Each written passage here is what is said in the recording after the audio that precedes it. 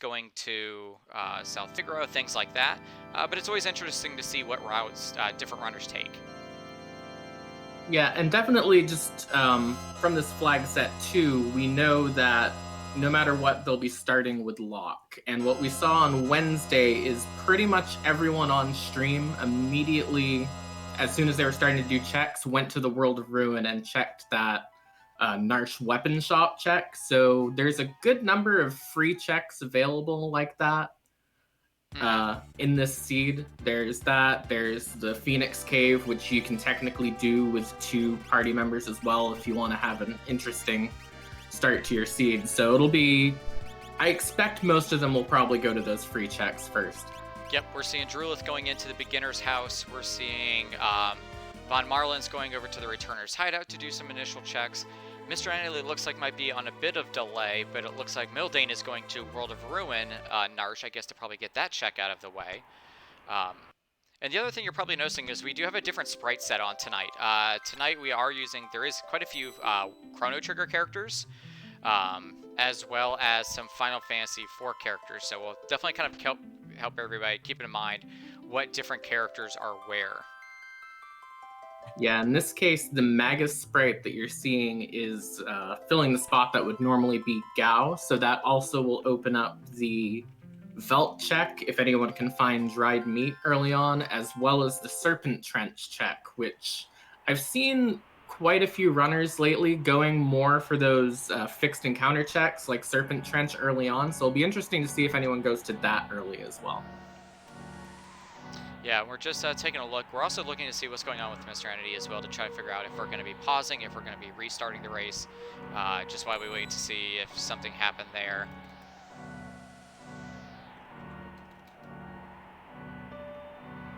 Okay, it looks like we're going to keep running, though. So yeah, we're seeing, pretty much the usual opener for everyone at this point in time. You go around, you go to all the World of Balance towns that are very, very heavy in treasure chest checks right around the starting area. So obviously you're right outside Narsh, you might as well go there. People usually go to South Figaro and Returner's hideout fairly early after that as well. So it might be a little while before we see anyone go for an actual full check that will actually get them progress in the seed, but we are going to see quite a bit of this looting for a while. Yeah, so the one thing we will want to check on then, because as anytime you do one of those free checks, it does progress your character or the progression as well. So it looks like we might be having. Let me try refreshing Serenity stream. So it looks like. Trying to see, I might have to refresh Mr. Entity stream because it says it's running on his end. So let me try to work on that, folks, while we kind of see this beginning intro to the seed. Yeah, and right now you're seeing on the upper left, Mildane looting the stunner out of the clock in Arvis's house in Narsh, and that's might come in handy early on. There's a few pretty difficult bosses that are vulnerable to stop, and the stunner just has a proc on it that gives a chance of stop as well. So that could come in handy early. And seeing in chat the question from Lord Monty about Ragnarok on the Velt. You can use Ragnarok on the Velt to get dried meat from a Lobo, which to my knowledge is guaranteed to always be able to appear on the Velt. So if they find Ragnarok early on, that is another possible pass forward to find that dried meat for that Gao check.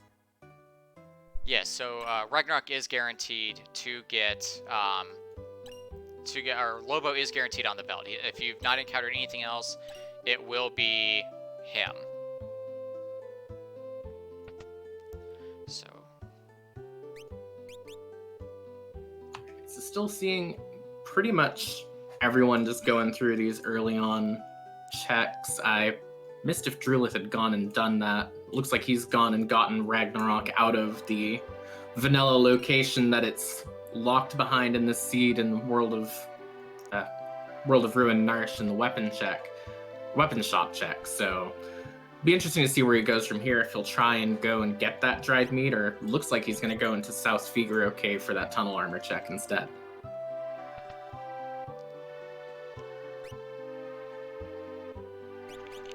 Sorry about the stream real quick, guys. I'm just trying to, on the fly, fix up Mr. Entity's stream. Again, apologies for this. Not ideal. But we're making do. We're doing it live. The fun of live streams, you're always going to have these little problems here and there, but we'll get through it. The fun of live streams with 4 different runners, when all of a sudden one of the runners streams decides to just stop. Okay, I think we should be good now. All right, and Drulith now coming up on that South Figaro Cave check, and it is Ultros 3, I believe, so it'll be not the easiest fight, but not the hardest fight. This seed does not have the scaled abilities that other seeds recently have been having that were added recently, so he'll still have all those can be a bit nasty early on, like we saw on Wednesday attacks, Lodestone, Tentacle, and like that. Did you say that this flag set did have the elemental scaled abilities, or did not? It does not. Okay, I'm a big fan of does not. I'm not a big fan of does, just because then all of a sudden you do get some of the some of the enemies with like really, really rough ones. Like the 3 Stooges all of a sudden get like a whole bunch of abilities that you are not used to them having. Yeah, and that can also be interesting on some bosses where you might be relying on wall rings to get through them as well. So if you have those scaled abilities on, then they might not necessarily even be using spells that can be reflected in the first place anymore. And that can cause all sorts of problems. I know Magi Master has been a huge block for a lot of people since that flag was implemented. Yeah, because it takes out that option where you just go, okay, I'm just going to sit and do the wall ring strats. Now, I know when I did this seed, it looks like Von Marlin just getting trolled by that guard just blocking that ramp there. But yeah, when I ran this seed, I had the same, you'd mentioned the dried meat. I had the same trouble. Like, I had to find a dried meat. And I think there was only one place I found that actually had it. And it'll be interesting to see if any of the runners go there. Because it is in Albrook, and Albrook, some people go to check the chest there, some people don't check there at all. So it'll be interesting to see how they find that dried meat. Yeah, I saw, watching this on Wednesday and running it myself, I did see a lot of people going to that Albrook spot, so there might be a lot of people who see it there, but at the same time, if I'm remembering right, from my run on this, in the Albrook item shop, dried meat is for some reason in, I want to say, the 3rd slot on the item shop menu, and I almost missed it. Yeah. Because it's usually way at the bottom. Yeah, no, you could definitely go over it really quick and not catch it. But yeah, Albrook is definitely starting to become one of those early checks that a lot of people go to, just because I think it's either like, there's 4 to 6 checks that you can get in there, or chests that you can get in there, so it's kind of like Returner's Hideout. It's a good place to go check initially, just to see what you can find. But I would not be too surprised to see a lot of people start doing the boss checks first, because we do not have split experience, or because split experience is on, and because of the what am I blanking on? And because of progression, you really want to try to make sure that you don't progress the seed too much, and then you're just in a world of hurt. Yeah, we saw that with one of the runners on Wednesday as well. They got 4 characters, and they spent quite a long time trying to sort of claw back XP where they can. And it looks like Drulith is now reset out of the Ultras 3 fight in South Figaro, so not sure if he's going to go for it again. We'll see what happens here. Well, he's definitely not now that he's in World of Ruin. Yeah, what's funny, because if you'd gone to Albrook and found that Thunder Rod, at least when I was running this seed, I got that Thunder Rod and I faced Ultros, so I was like, alright, well, this seems like an optimal time to use this Thunder Rod, and that really made that fight a lot easier. But what's really going to speed up this seed is we'll see it pretty soon.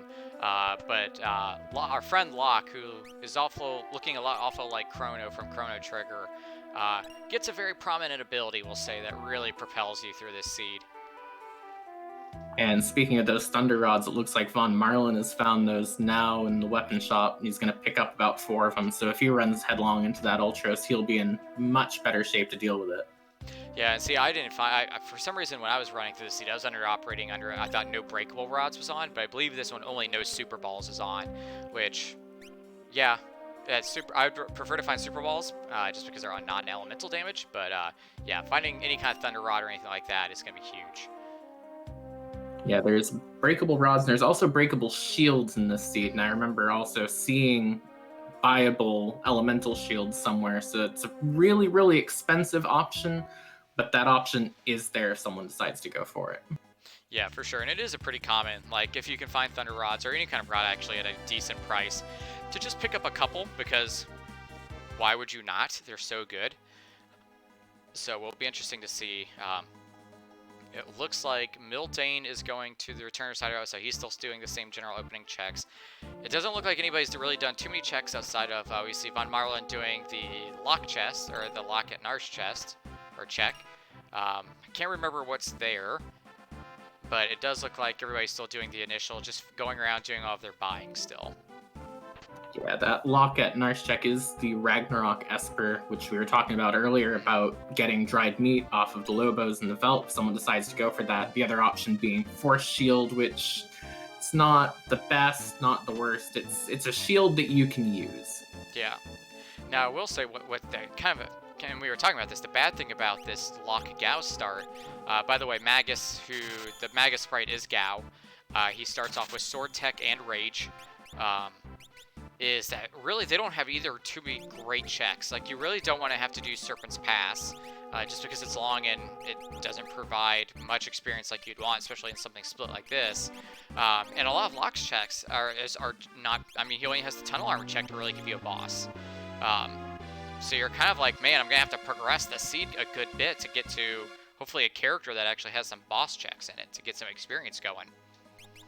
Yeah, and the other lock check being Phoenix Cave is not necessarily one you want to do early, because there is that dragon in there, and where there is that 4 dragon requirement, there's going to be a lot of people who want to push that off as long as possible so that they aren't losing out on that dragon while they're there, as we see Mildane looking like might go tackle that Serpent Trench, or actually looking like he might get that dried meat.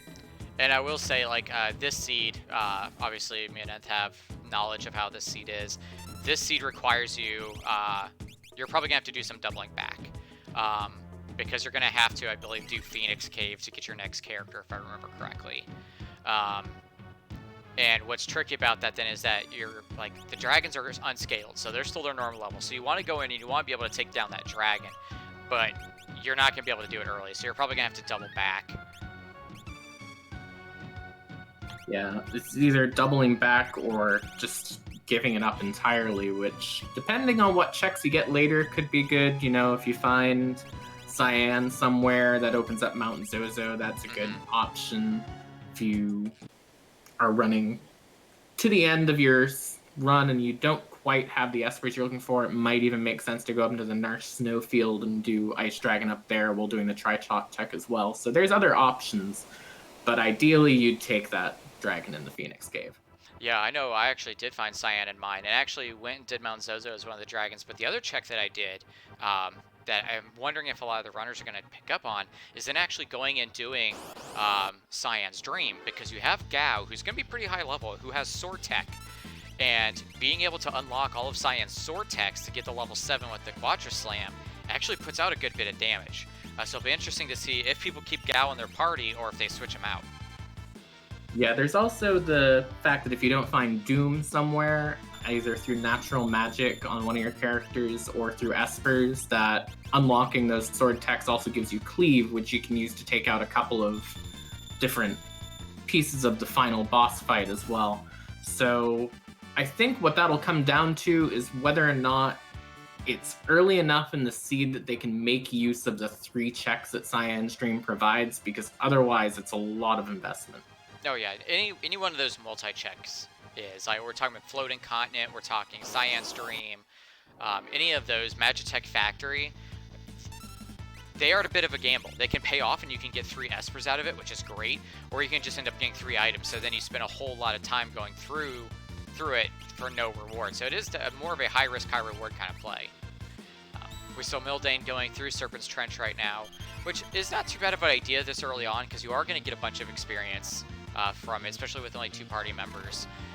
So that's not too bad.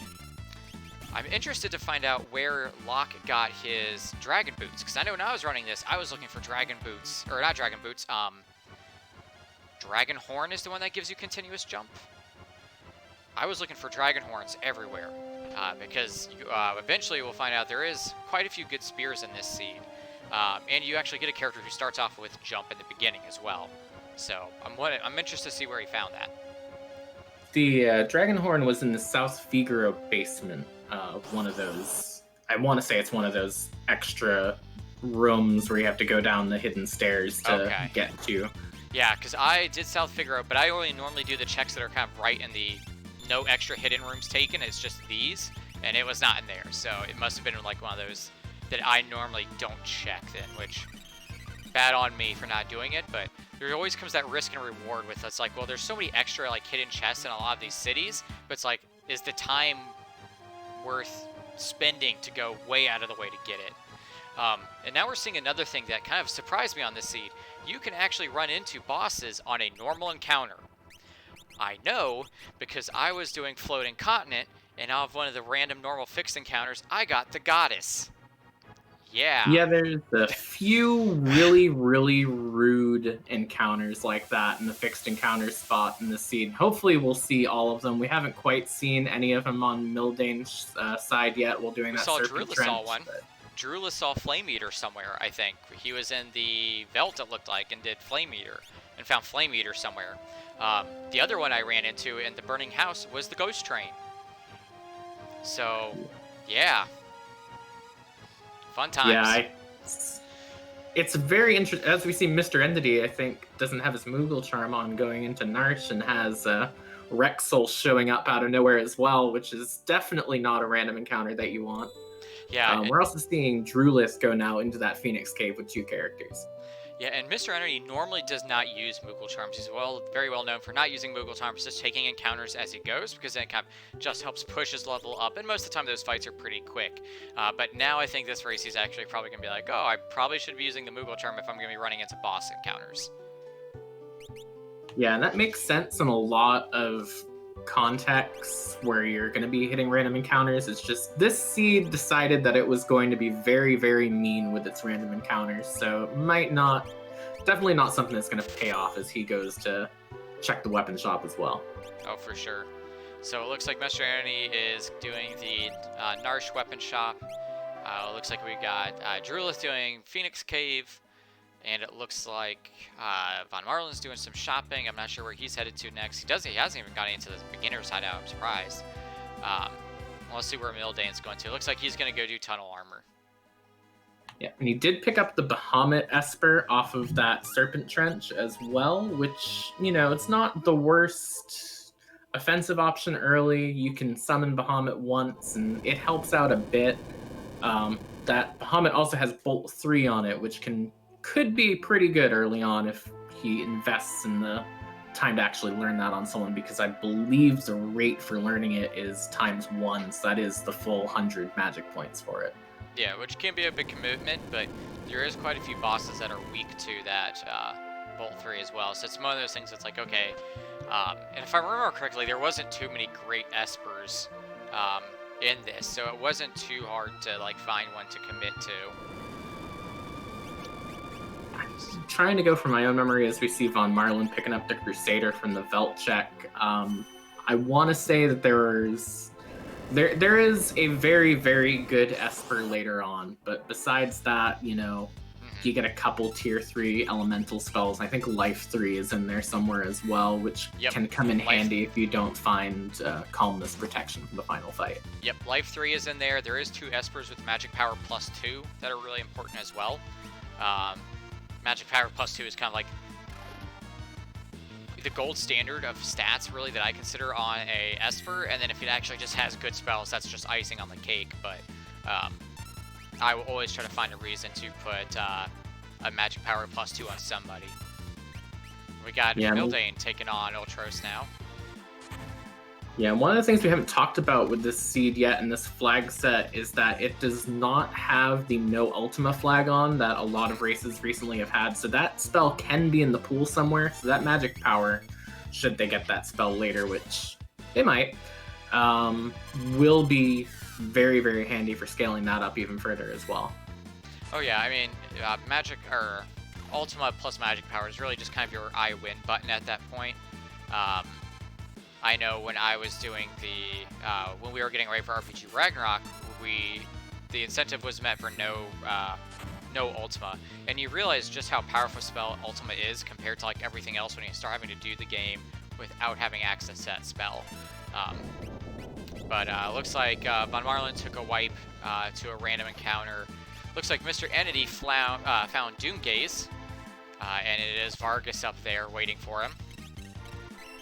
Yeah, and Drewlift has managed to get through that Phoenix Cave as well, found a Tella for his efforts, which in this case is Strago, which not the checks you want to see opening up at this point in time.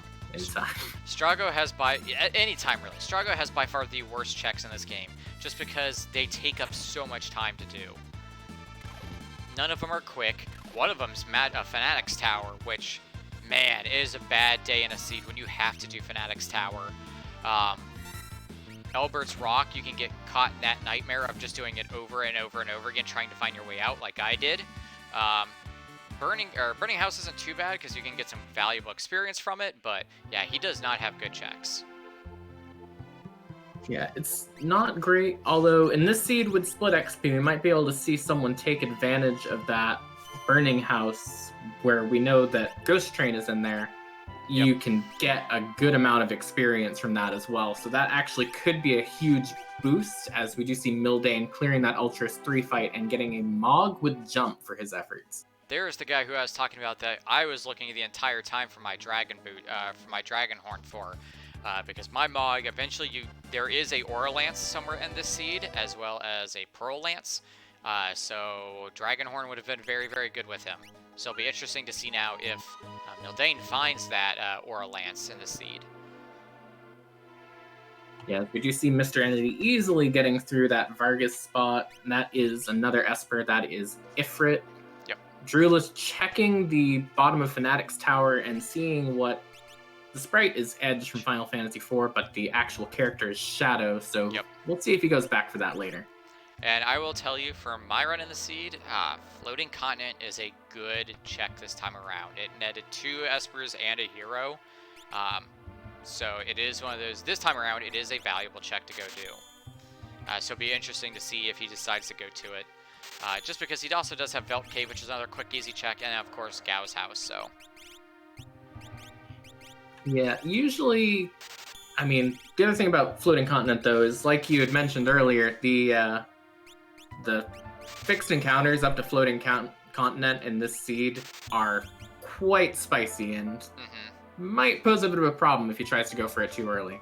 Yeah, this seed with the kind of the way the fixed encounters are set up, there very much is that danger of doing, because normally we love taking on fixed encounters, because the worst it can normally be is like, there is some really, really bad ones, but most of the time they're very manageable and they're good sources of XP. With the bosses in there, it is a real gamble. We see Mildane now going back to Narsh for that Lone Wolf check. Might see him try and do the Kefka at Narsh fight while he's up there as well. Normally I see a lot of runners want to bundle that check together if they can. If they can't, go back for it later if you have to. It'll be interesting to see, because if I remember correctly, now normally when I do the Kefka at Narsh fight, when I commit to it, I'm going to actually do some of the fixed encounters to get some of that more experience, just so that way I don't have to worry about being too low level at certain points. But this one, some of the enemies are Zomgors or whatever they're called, the ones that bite and turn you into a zombie.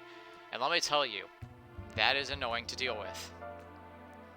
Because yeah, we'll see if he goes for that too, because if he does, then could be quite a spicy time. I know that I had that issue too, going through the Narsh check, where I didn't go for the fixed encounters, but I did accidentally run into the soldier that runs back and forth in front of where Kefka stands and found out that that was an Atma weapon, so... See, I dodged could that, be so scary no matter what they go for, yeah. I'm glad I dodged that bin, but it looks like he's not going to do it. It looks like he's just going to take the character who, if I remember correctly, this is Go-Go, as Rob the Robot from Chrono Trigger. And Go-Go is, again, I always talk about this every single time, Go-Go is becoming more and more a pivotal part of a lot of people's seeds, or a lot of people's teams if they find him early. Just because, yeah, he can't hold an Esper to get a lot of the stat boosts, but he has Mimic, he has magic that everybody can use, he can use items, and of course he can attack. And he's very, very versatile and can fill up a lot of gaps that your seed may have. Yeah, it's looking like he might actually go for that Kefka check now that he has that extra party member as well, so... be interesting to see which 3 characters he takes for that, too. What would you say out of this particular setup? See, I think he's doing the right way of taking the 3 he's going to level up and then leaving the 1. I would have taken Go-Go, though, and left Gao, just because Gao's been getting some experience, and if I think I'm going to be having Go-Go as full-time in my party, I'm going to want to start getting him leveled up. That's just my take on it. Ooh, it looks like Drula took a wipe to some ninjas using water skis. But yeah, it looks like he's probably not even going to take any of these encounters. I think he's just going to wait for them to walk by and just dodge it that way. Meanwhile, we see Mr. Entity is getting his Ragnarok Esper from Phoenix. Or he just found a Ragnarok in a chest I missed. I don't know. I think he got a Ragnarok. I didn't see it. Which that would have been nice to find. But yep, see, there's the Flame Meter. I think he did as well, but I don't remember where the Ragnarok was myself either, so... I think it's one of those hidden chests inside of Phoenix Cave. Because yeah, I definitely did not find it. I tried to grab a lot of the chests. It just shows you that I really need to learn where all these hidden chest locations are, because every time I commentate one of these races, somebody always finds a great, item in one of these hidden chests. And I'm just like, alright, it's time for me to learn. Yeah, as we're seeing Von Marlin clear that Ultros in the South Figaro Cave and getting Mog for his efforts, as well as Mildane coming up on the Kefka Narsh boss, which is Flame Eater, which, not the most difficult boss to run into. Oh no, definitely by far. And he's got Jump, he's got Aqua Rake off of the lore ability, it looks like. I don't know how he cast Aqua Rake. But yeah, he's got that. This should be a fairly easy fight. And it looks like Mr. Eden has also found his Tela, or his Strago, so he'll have those checks going. And it looks like Von Marlin, like you said, also has found his Mog. And he has the Dragon Horn as well. Everybody's finding this Dragon Horn but me. Yeah, I need to go back and learn where all these checks are. It looks like Von Marlin gets a Tempest proc off, so he should be in a pretty good spot. Yeah, it shouldn't be too much longer on this Flame Eater as a general rule up on Mildane's side either. So we'll see where they go from here. With 4 characters, I think you might...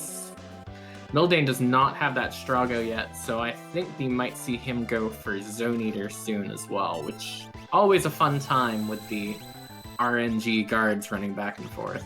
Oh, for sure.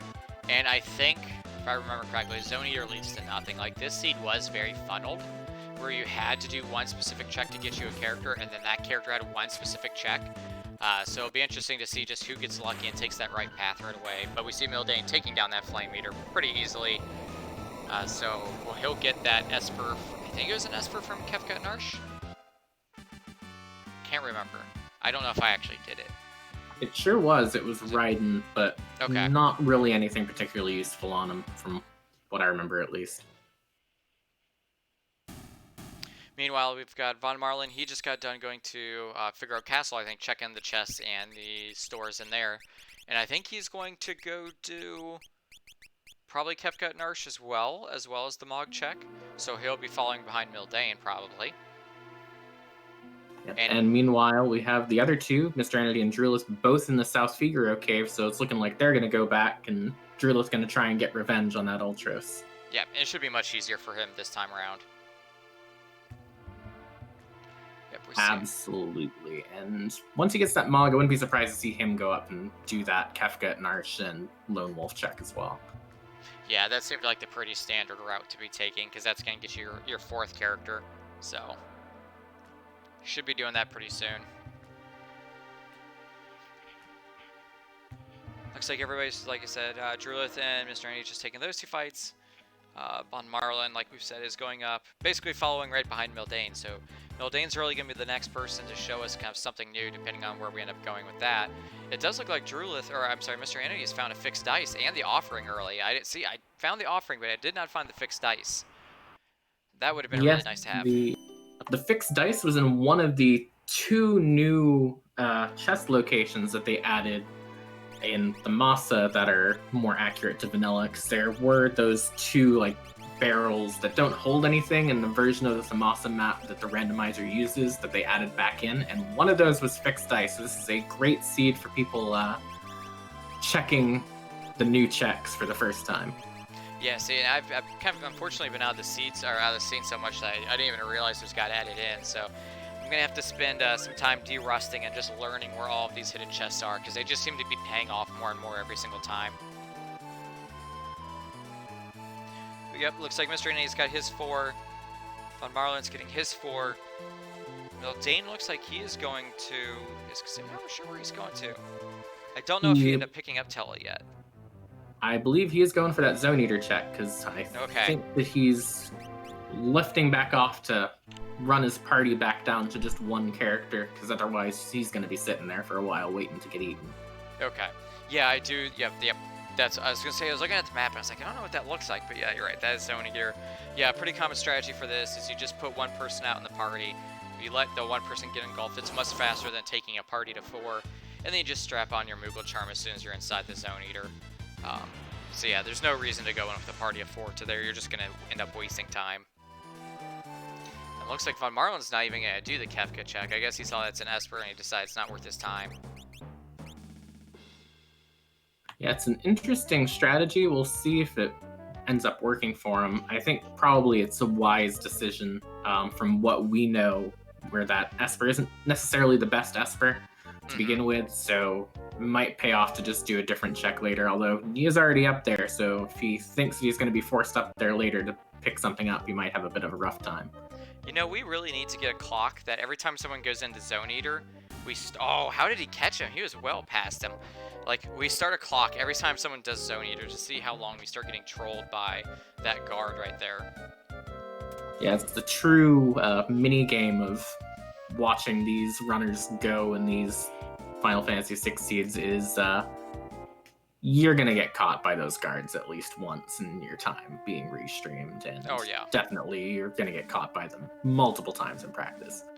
And then everybody on stream that I know has at least gotten killed once by the collapsing roof and gotten squished just because you try to get greedy thinking, oh man, I can get to the next spot. Ceiling comes down and you're just like, oh, I forgot to save at this spot too. But it looks like he's going to be safe before the collapsing roof. Meanwhile, Mr. Ennie is actually taking on that presenter, so we'll see if that gives him anything good. But the bad thing about the offering fixed dice and the random jump is because it has this bad habit of hitting the presenter's shell, and then it casts a whole bunch of bad nastiness onto you. Yeah, it really is not the best thing to have going on there, especially where I believe he has his Gao using a rage at this point, so that's another thing that can land on that shell. It can be triggering those gigavolt counters, and we saw how much it hurt when it hit his Strago for about 1600, so it's going to be a little bit of an interesting fight for him. Yep, and here you can see it like really doing some serious damage to him right now, because Gao is unfortunately raging, causing all of those to trigger.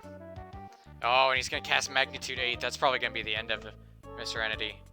Oh, he stays alive with 30 HP, but yeah, he's going to reset out.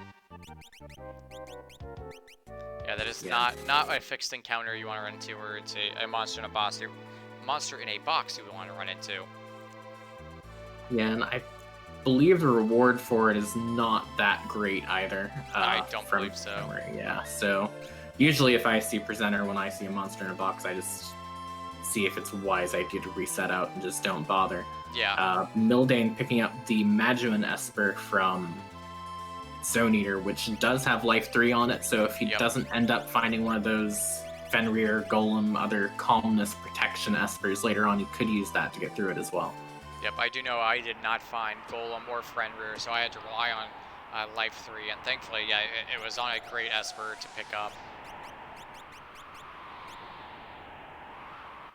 And we're seeing Mildane now diving Phoenix Cave, Von Marlin going into the Serpent Trench. We'll see if he gets any of the couple particularly rude fixed encounters down there that we haven't yet seen. Nope, it's just some ghosts right now. Yep, that's what I ran into. I think I only ran into ghosts and one other thing. I don't think I ran into any rudeness in the Serpent's Trench. It'll be interesting to see, because eventually they're going to have to start doing stray ghost checks. Unfortunately, you just kind of had to do them. So we'll see. I think you actually had to go to Fanatic's Tower. So it'll be interesting to see if when they actually do that, if they take the dragon that's in there, or if they're going to have to delay the dragon there as well, because nobody's done the dragon in Phoenix Cave either. Yeah, we actually saw that on Wednesday, and we saw people trying to do that dragon early on, and I don't remember which one of the runners it was. They did the dragon on the way back down, wiped to it, and had to do the whole thing over again, as we are seeing that Doom Dragon pop up in the Serpent Trench, but thankfully it's runnable. Yeah, thankfully, yeah, that is a bad thing to run into down there. But yeah, so yeah, I know I tried to do the same thing. I tried to do the Phoenix Dragon Cave. It ends up being a dirt dragon who, it's kind of one of the worst ones in my opinion, because he will cast Slide and Magnitude 8 and everything like that. That just does party-wide lots of damage. That's really not easy to avoid. You normally have to have Float to be able to avoid a lot of it, so. Yeah, and I don't think I saw Float anywhere in the seed at all, so if they do go for that check, they're going to have some good healing options as well to just make sure they survive it. Yep, we're going to have to nuke it down and then just try to heal through it. We see Von Marlin taking on 2 Zombones. That should be a good bit of experience. Thankfully, he's got some Revivifies to take him down quickly. But it looks like Mr. Entity is now doing the Kefka and Narsh fight, and as well as Drulith also. Yep, and they'll get those Espers for their trouble, but the longer they put off those Strago checks, they're not gonna go away just because you're ignoring them, unfortunately. So it'll be interesting to see who starts doing those first, as we see Von Marlin going into, well, one of the side areas of Serpent Trench now. Yeah, it'll be interesting too to see if they see Strago or if they see Edge at, or Shadow, technically, I should say. They see Shadow at Fanatic's Tower and decide, okay, I'm just going to bite the bullet and do that now. Or if they decide, okay, well, let me check the other 2, which don't end up leading anywhere and eat up a lot of time. And then you're like, okay, well, I guess I now have to go do Fanatic's Tower. I think it also depends, too, on what they think their strategy is going to be at that point. Because if you don't have that magic learned by people yet, do you go and do some random encounters to get that magic, or do you go and do some other checks? Like, do you check what's at the bottom of Fanatic's Tower, see that that's nothing, know that you have that Bahamut with Bolt 3 on him, try and teach that to your party by doing the fixed encounters that you're going to get anyways going through Burning House? It's an interesting question in terms of routing. Yeah, pretty soon though, everybody's lock should be getting that special spell that kind of, I'm sure, probably carried a lot of us through this. If not, if they don't, I'm sure he hasn't gotten it yet because I haven't seen anybody using it. But I know you know and what I'm talking about. Yes, and I'm remembering from Wednesday that it's at either level 20 or level 21. I can't remember exactly which, but we did just see Drew drop the lock out of his party at level 12, so that might come back to bite him later on. That definitely will, because there is a gym box in this seed as well. So I was not able to find any economizers, but the spell that shall not be named and gym box is very strong. Especially that definitely carried me through most of the seed, honestly. Especially if you have a Go-Go who can just then mimic that and just really start nuking through a lot of things. But yeah, so I'm wondering if that's gonna come back to bite Drulith. Now Drulith is a very, very good runner, so he might not even need it, but it's one of those things that if you have it, you just don't. There's no reason to give it up, basically. Yeah, I think the question is mostly going to be like, is the fact that he's a very, very good runner in this game good enough to make up for how much that's going to benefit everyone else later on? Oh yeah, for sure. And honestly, I don't think it will. You would have to be such a good player and really get really, really lucky with your routing to not have that play a pivotal part in kind of getting through this seed. So yeah, it looks like everybody's just kind of doing the Kefka Narsh checks. I'm not sure where Von Marlin is heading to. I think he's just looking to see the rages that his Gao had. Now, honestly, I did not use rage on Gao that much. I actually used a lot of his sword tech, and I used a lot of his magic ability. Because I believe he learned Cure 3 on his own.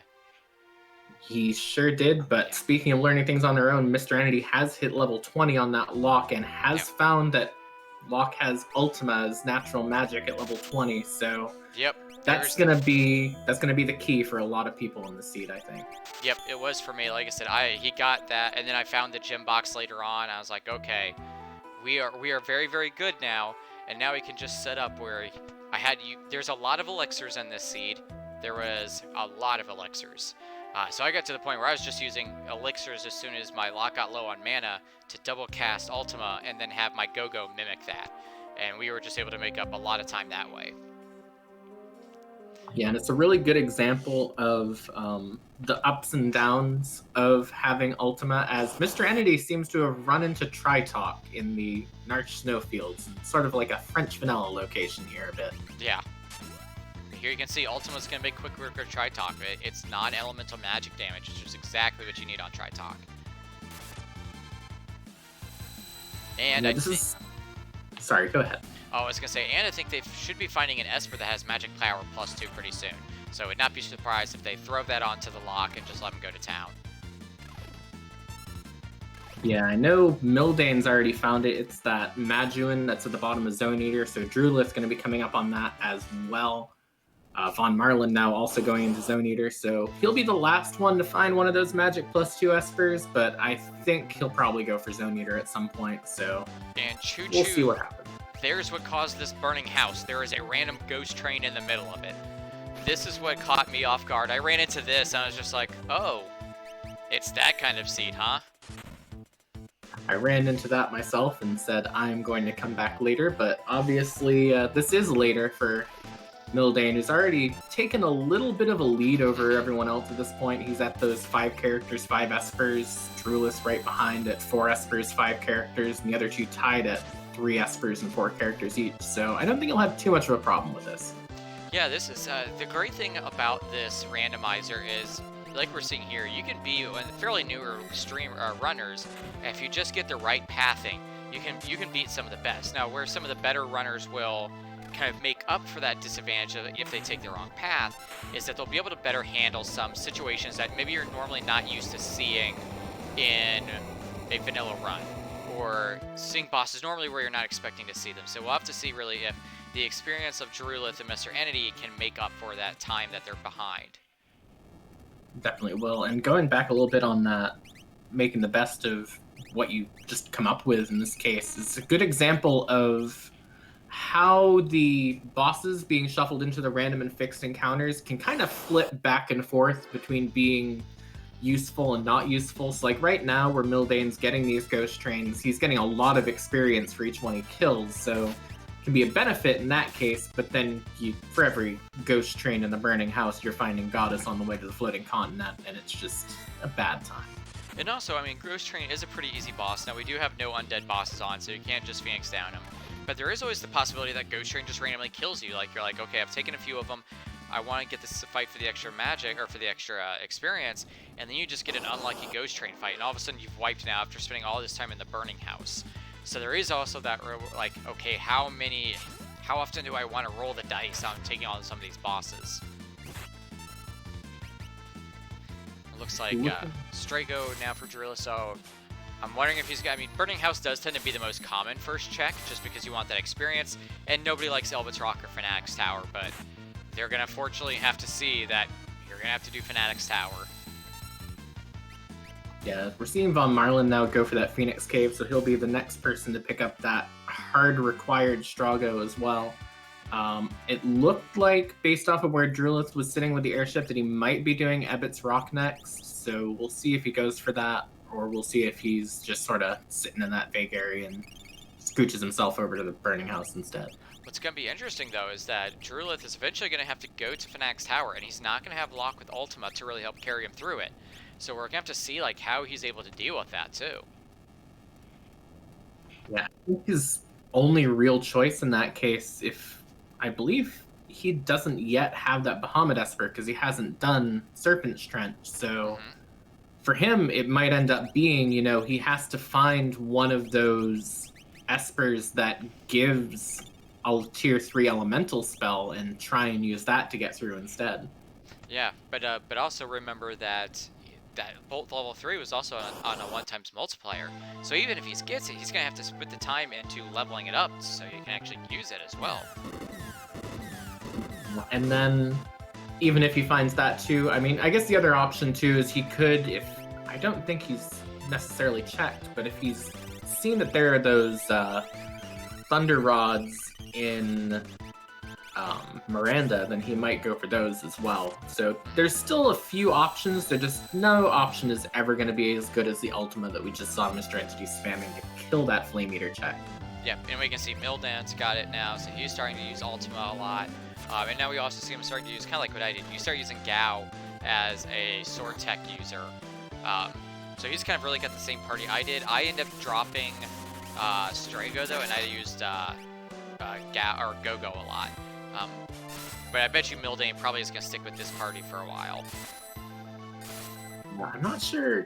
I don't believe he's gone up to see that Narsh Snowfield yet. No, wait, he has. So he has that Go-Go. So he's made the choice to not have that Go-Go in his party. Yeah. So it's an interesting strategy. Especially because Go-Go can use Ultima. Go-Go can mimic Ultima for free, too. So it's like, in situations like this, Go-Go becomes even better when you have an Ultima user. Yeah, and it'll be interesting to see if he picks up on that and goes and decides, okay, who am I going to dump out of this party so I can have that Go-Go, so I can mimic Ultima, so I can cast Ultima. I know I didn't pick up on that in my run, and I actually just used the exact party that he's using right now for my whole time. But we'll see if he picks that up. Yeah, and that's one of the reasons why more and more you'll see a lot of the kind of upper, like the kind of more well-known, kind of more elite runners using Go-Go a lot though, because you can also do things like, oh well, I've got this Thunder Rod, and now I can just mimic using a Thunder Rod over and over again. If we had Super Balls, I've had scenarios where I mimicked using a Super Ball over and over and over again, just because it's better than anything else I could be doing at the time. So the more and more you get comfortable using Go-Go, the more and more you realize how much you can abuse him. Yeah, the only downside, as people are saying in chat, both Keith and Fraggle are bringing up, is that if you don't have your Go-Go in the same party as your person with Ultima, he can only use what he has in the party with him, so that can be a bit of a drawback. Yeah, now, most of the time that's probably only going to come up when you, at least for me, it normally only really comes up when you go to Kefka's Tower, when then you're like, okay, well, Go-Go's one of my higher level people, I'm going to have to either put him with my Ultima user or have him go by themselves and just hope he has like another character with him that can kind of help carry him through it. But yeah, Go-Go by himself is a lot weaker, but in this circumstance, the power of just having mimicked Go-Go casting Ultima is just so strong. Yeah, we see now Drulith finding that senior behemoth in Ebbett's Rock, and we see Mildan picking up Alexander for the reward from Burning House. That Alexander does have the Magic Power plus 2. Tier 3 spell on it as well. It might have Magic Power. Yeah, I forget. There was two of them that had magic. Yeah, like you said, Manda one has Magic plus 2. I forget what the other one is. Did you say Senior Behemoth or Senior Behemoth? I use both interchangeably, just depending on my mood. I did say Senior Behemoth today. I always go with Senior Behemoth. I often kind of wonder what, like, when they were translating this and coding this, which one they intended. I'm sure they probably meant Senior Behemoth, but even then that seems kind of weird. Does that mean, like, he's an old behemoth? That's why he's living in a cave? Or... So... maybe it's like some sort of behemoth corporate structure, and Yeah. he's just gotten a few promotions to senior behemoth. I mean, it's really hard to tell. Yeah, just like I don't understand why you killed this behemoth, and then is it a second behemoth, or does he resurrect himself as the undead form, or I've yet to figure that out too. There's many questions to be raised, such as is he going to find anything good at the end of the Zebet's Rock for all the slow torment of going through all these random rooms and getting the 21 pieces of coral to hand to the chest, Yeah. who, you know, just wants to stand in your way until you give him a bunch of stuff. And I don't know about you, but I tend to get stuck in that room for longer than I need to, just because like I just randomly hit the buttons. I know there are some runners who are like, oh, I kind of start to realize the pattern. I have a monkey brain, and I don't recognize the pattern, so I just hit switches until eventually I get to where I need to. Yeah, I've definitely had runs where I get the save point room about 3 times in a row. Yeah. So I'm not sure on that pattern either, as it looks like Von Marlin might have enough coral to hand to the chest, and it looks like he's going to be seeing Senor Behemoth soon as well. Yep, that one is, yeah, that fight's not fun either, especially because we've turned off no undead bosses, because the second part of Senior Behemoth used to be really easy. You just use that Phoenix down on him, get rid of him, but we decided, no, that's too easy, let's take away that free boss, and keep that up. Yeah, that's one that's actually, I mean, I'm not the greatest comparison because I'm still a little bit new to this game in general, but that's been one of the ones that's been giving me actually a bit of trouble if I run into him in the wrong spot since the no undead flag came out. So He can be pretty nasty too. I mean, even in his beginner form, he has Ice 3. He can start using Meteor, which is never fun. He's not a fun boss to have to deal with. he definitely isn't. We're about to see another person on that fight as well, so we'll have 3 runners in the same spot basically at that Senor Behemoth fight going for it. Hopefully it's a good reward for him, but yeah, and I don't think it is. And we're really starting to see, like, this was sometimes our seeds start off very, very open, and where it's like, oh, you've got 2 characters that combined have like 8 checks. Like you start off with a Terra and a Sabin. There's 10 checks right there that can lead anywhere, and so your seed starts extremely open. This time, however, our characters that we start off with have limited checks, and each one of them has only had 1 check that led to a character. So we're going to see the runners for probably a good bit of time just be funneled kind of into the exact same checks. Now, I think after we get the Shadow, it opens up a little bit, but that's kind of why we're seeing everybody kind of all at the same spot. Yeah, as we just see Drew getting through that Ebbett's Rock check, picking up his gem box for his efforts, which would be good if he hadn't dumped that lock off, unfortunately. So yeah, which I'm not sure it's going to be as good of a reward for him as it'll be for the other 2 on it. Yeah, Mildane's going to find it, probably be a static. Von Marlin's probably is going to find it, and it's going to be a static. Drew is just looking at this going, cool, now I just need to find a good spell to use it on. So here he's going to take on Fanatic's Tower. Let's see how he's going to be able to handle this. I forget who's at the top of Fanatic's Tower. It's going to be interesting if he only has elemental rods to deal with, and he only has 1 type of elemental rod. Because it is the tentacles at the top, and they absorb various elements. So he might have a little bit of an easy time killing 3 and then just sort of be stuck there trying to kill off the last straggler while he gets up there. And it's going to be interesting to see if he's probably not going to take on the dragon in here, but there is an opportunity to take a dragon on up here. And I'm wondering if Mildane or Von Marlin's going to take it on with this Gem Box Ultima that they have. Especially Von Marlin, because then he can mimic Gem Box Ultima on his Go-Go. I think it's probably likely that they'll go for that when they eventually go there, but the question is are they thinking, you know, okay, I'm stuck doing Fanatic's Tower, I might as well do that now, or are there other checks that are open to them? Because I'm trying to think, I don't think either of them have done Burning House yet. No. And they are, I mean, which is going to put them ahead-wise as far as the seed goes, but I do think they are a little bit of a low level to be taking on the dragon. Von Marlin's only in his mid-teens, and since the dragons are not scaled, I don't think it'd be probably the best time to be taking them on. Yeah, it's definitely not, unless he thinks he can just blast it down before it does any damage. But like we mentioned earlier, it is that dirt dragon, which is, if you don't have float, that can be one of the scariest ones to come up against. Which I was looking at, Von Marlin did have float on somebody, but I don't know if he found a cherub down that's giving him float, and here we'll... So he does have Meteor, so I think that's what he's going to use. He's just going to use Meteor over and over again to kill them, so... Looks like Drulith did have a way to deal with it. Yeah, I can't remember which Esper had Meteor on it. I think one of them does, so Mm-hmm. that'll work out for him. It's not quite Ultima, but, you know, if you don't have Ultima, store-bought Meteor will do. Yeah.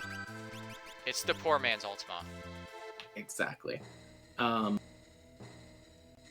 You know, it's interesting to really see how both Mildane and Von Marlin are just completely fading that Burning House check, which tells me that they have a pretty good amount of confidence in where their team's at level-wise right now.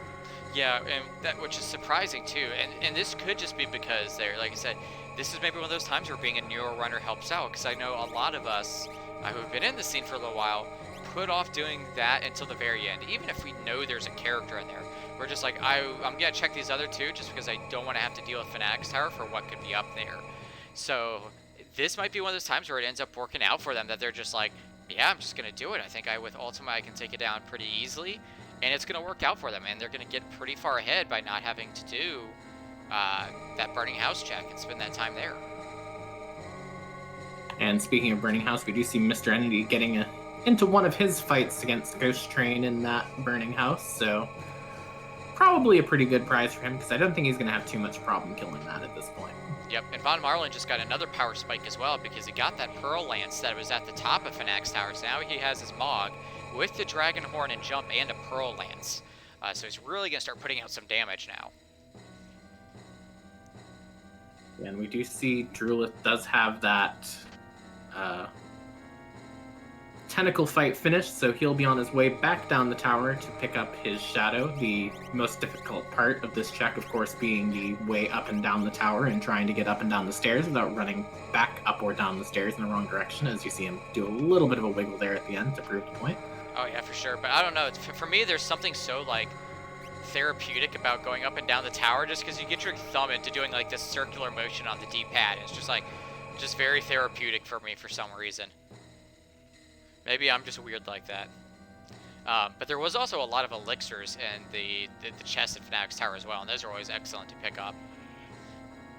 Yeah, especially if you, for me it helped out because there was, and we've seen it on Drulith's side, I don't know if anyone else picked it up, in the relic shop in South Figaro there was also an experience egg. Yeah. I know I sold a couple elixirs early on to pick up one of those immediately. So he's going to be not having the most difficult time keeping up in levels and like that from it, as he does pick up that Minerva from the hidden room in Fanatics Tower, which is a pretty good prize for him. Interesting. So Mildane, instead of just double casting Ultima, is actually using Berserk to cause two of his characters to be able to attack even through the Fanatics Tower. Interesting. I thought he would just do Ultima, but I guess he's gonna do this. Maybe it's a little bit more, maybe he doesn't have the mana to do it, but we know he's picked up the elixirs. It is a very interesting question. As far as Gogo mimicking a spell while muted, I don't remember whether or not it prevents him from mimicking it. I want to say it does, but I'm not 100% sure on that. Yeah, that's one of those interactions that you don't run into too often, so you're trying to remember. You're like, how does this work again? But yeah, now you can see him double cast Ultima, and that should probably make this fight be done already, basically. Yeah, I mean, you're seeing 3,000 damage per tentacle. So he'll be wiping this up pretty quick. He'll pick up his shadow. And then it's going to be interesting to see if anybody goes and does the floating continent. Just because then we get to see Goddess, but also that check ran 2 Espers and into character. I believe it was Cyan that you get out of Shadow's check. Yeah. It was at the end of Floating Continent Cyan. Okay. So that's gonna... That's the 7th character you need for the seed. Again, this seed is very, very narrow, so you're kind of...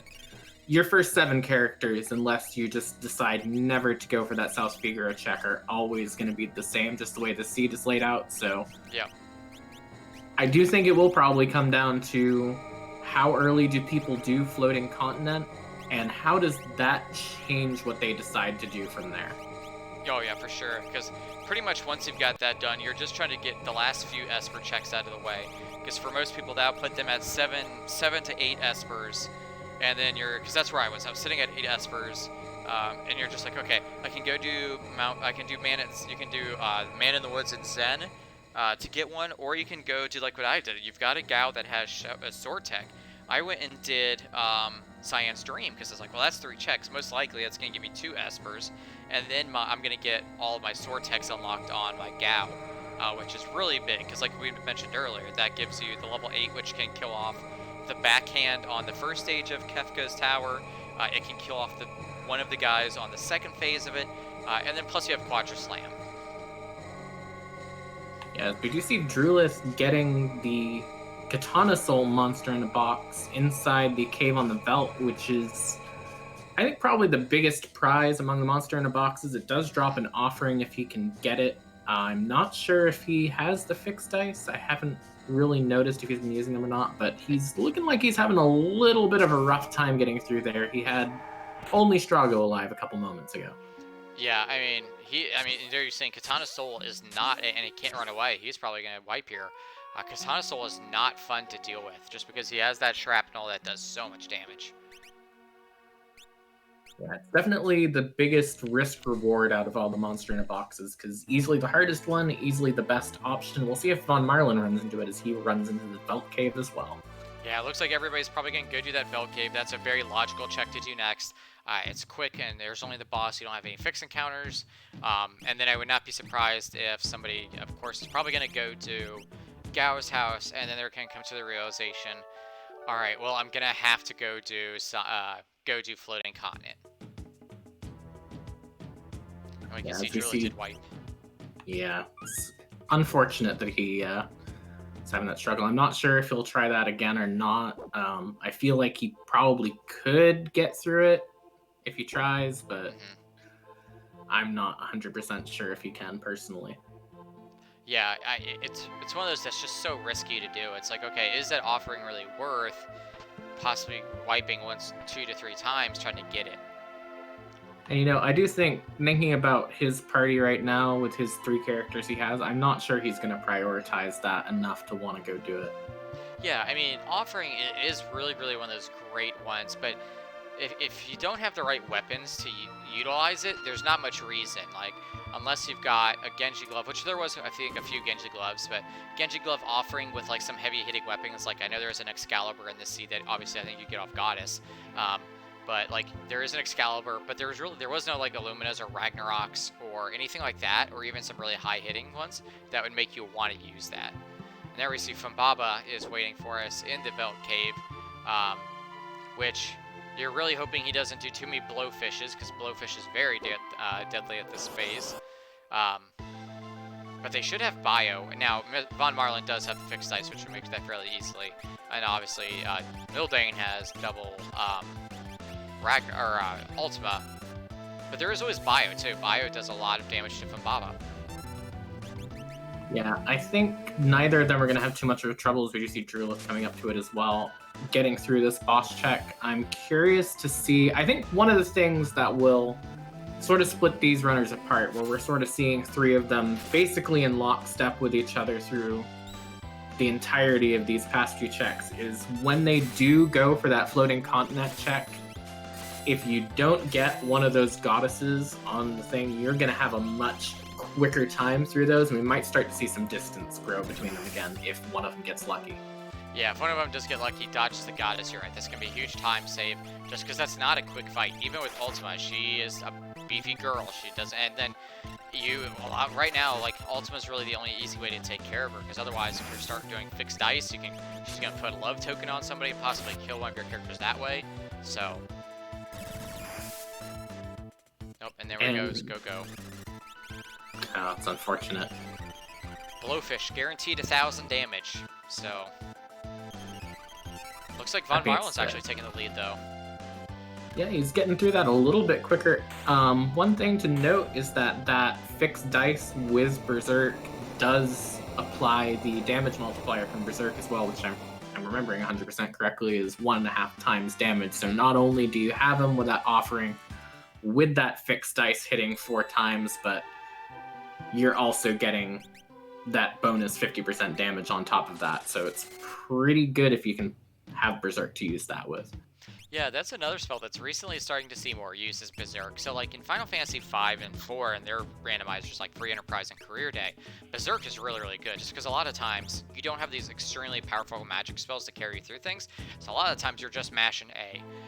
Now in 6, magic does tend to be a lot more powerful than physically attacking outside of things like the offering with fixed dice. But we're starting to see more and more people starting to use Berserk just because it instantly makes that character act, and there's not too many multi-target bosses in 6 where it becomes a hindrance. A lot of the times it's just one boss, and you're like, cool, I want him attacking as fast as possible, and he's going to be attacking harder than he normally does, too. Yes, we're seeing Mildane now going over to Gal Manor. I expect you'll see Von Marlin and Drulith do the same as well. While we're going through this check, which is just a Genji helmet, unfortunately, now would be a good time to say that, if you're watching this, if you're enjoying this content, it would be a very good idea for you to follow these runners and also our streaming crew as well, if you're interested, including our trackers Future Force and Zulfer, who are helping us out today with making sure that we know what we're talking about. Exactly, yeah. I mean, we always need trackers just because trying to keep track of 4 people at one time and talk about it is extremely hard. So we're always helpful for our trackers. And if this is something you're very interested in, we have a great community for Final Fantasy VI Worlds Collide. We have a lot of great beginner guides that really teach you where everything is. And we have so many different seed settings too. So even if you're just looking for like a more casual kind of seed setting, we have those presets all built in as well. So I highly encourage people to come join the community. It's a lot of fun. We're doing things like this Grand Prix. We've got some other stuff that we're planning. So always a fun time to come and join us. As we're now seeing Von Marlin being the first to take off for the floating continent with Mildane right hot on his heels. Drulith looking like he's dodges one goddess. Oh, Mildane gets the goddess. Right off the bat. Goddess number 1. We'll have to see. Maybe Von Marlin's going to be the one that gets extremely lucky and does not hit a goddess. But it is 3 fixed encounters that you might get her on, so. Yeah, it's a 1 in 16 check on each one, so it's not too unlikely that you'll get 3 consecutive Aquilas, but definitely better if you don't have to deal with Goddess here. Yeah. Now, Goddess is, though, going to give a lot of experience, and is going to give the Excalibur, though. So it's like, okay, 1 Goddess, if I can take her, isn't too bad at this spot. Sorry, I've been corrected. That is 1 in 4 for fixed encounters. I forgot about that. Thank you for the help on that. So yeah, it's much more likely that he is going to see, probably in one of his fights, a Goddess then. Or he can just be like the PogChamp of luck and just not see a single one of them. And it looks like Drulith is going now to take on the floating continent. I'm sure Mr. Entity is going to be heading that way soon too. Taking off that Pearl Lance because yeah, I believe Goddess absorbs Holy, which is not what you want to be dealing with. Yeah, that's another downside to fighting this Goddess here is so much of your... There's 3 real big damage sources that I saw on the seed. There's the Mog with Jump, Dragonhorn, and the Pearl Lance. There's the dual casting Ultima Lock, and there's Fixed Dice. So Goddess pretty much shuts down one of those entirely as Von Marlin gets Aquila number 2. I know, I'm actually going to be kind of somewhat angry if he does not get the Goddess, because everybody else is like, did you get the Goddess at Floating Continent? He's like, no, I didn't. And he's that person you look at and like, of course you didn't. I also did not get Goddess on the way to Floating Continent, so I can confirm that is how people look at you for it. You're too lucky then. Yeah, this was a fight that I ran into, and I was just like, what are you doing up here, Goddess? This is not where you should be. I will feel bad, though, if Mildane is the only one who runs into Goddess up here, because Drulith is on his second Aquila as well. Yeah, so that okay. Third roll is going to be for Von Marlin here. We'll see what happens. He does get her down, though, so he is going to get a chunk of experience off it, though. Yeah, that is the one upside. It's not 3 It's for not that 3. Goddess in this spot's necessarily hard. Oh, he does get the 3 for 3. That's pretty good for him. Yeah, and it looks like Drulith did too. Hey, 3 for 3 for both of them. That's pretty good. As he's going to see number 24 up here, which, you know, Easy it's fight. pretty much a free boss at this point, yeah. Yep.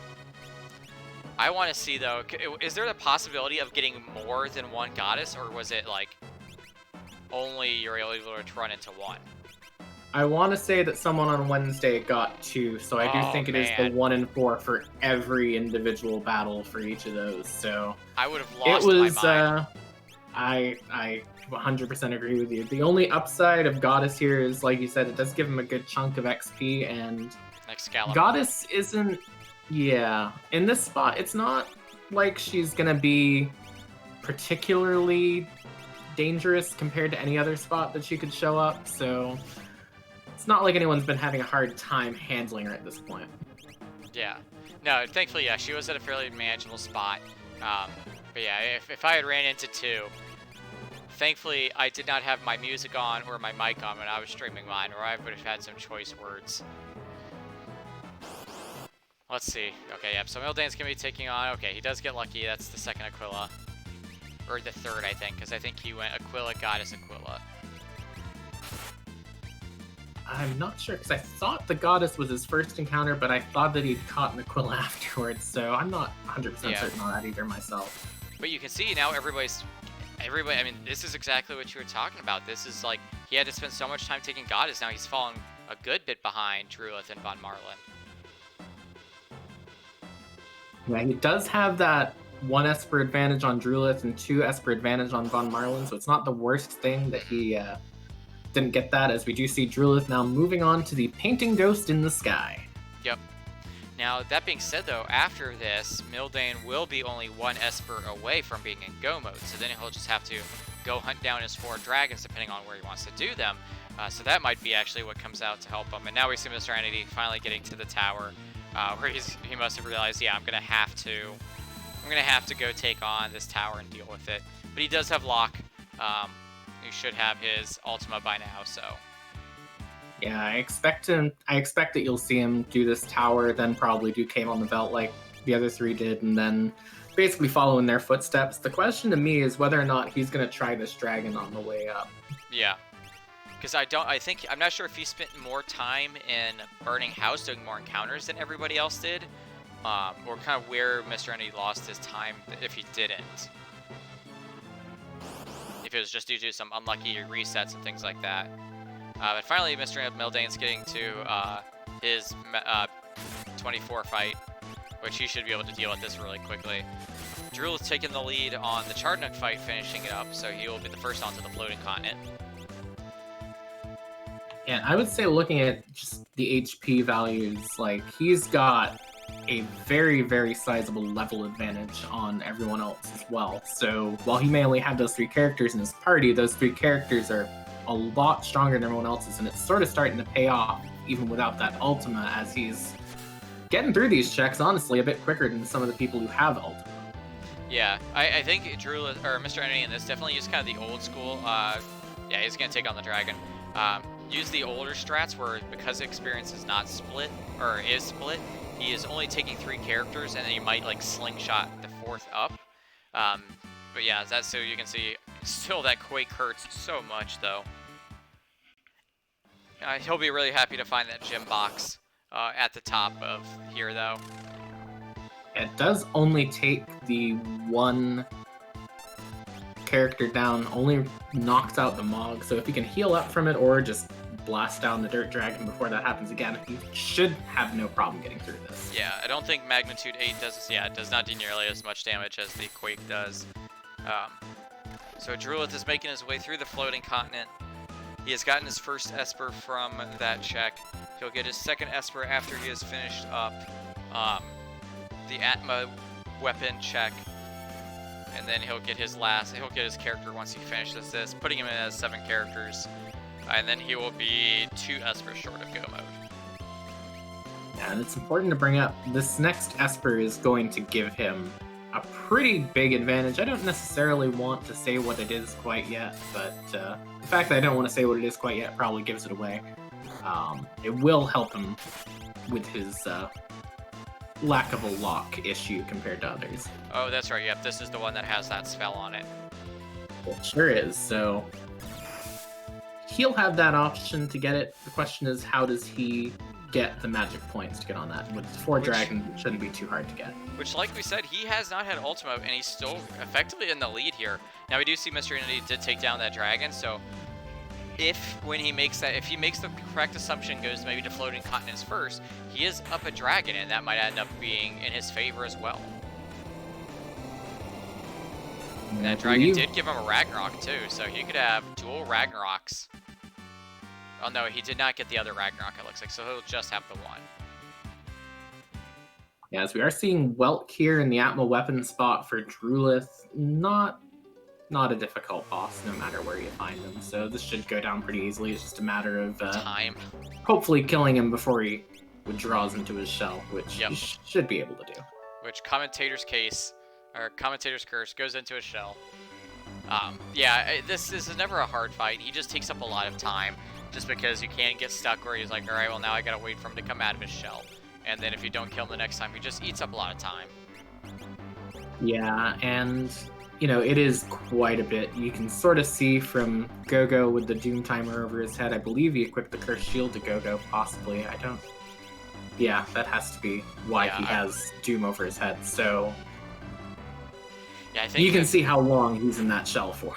Yeah, I think the Cursed Shield, too, was like, what, 23 encounters this time, too?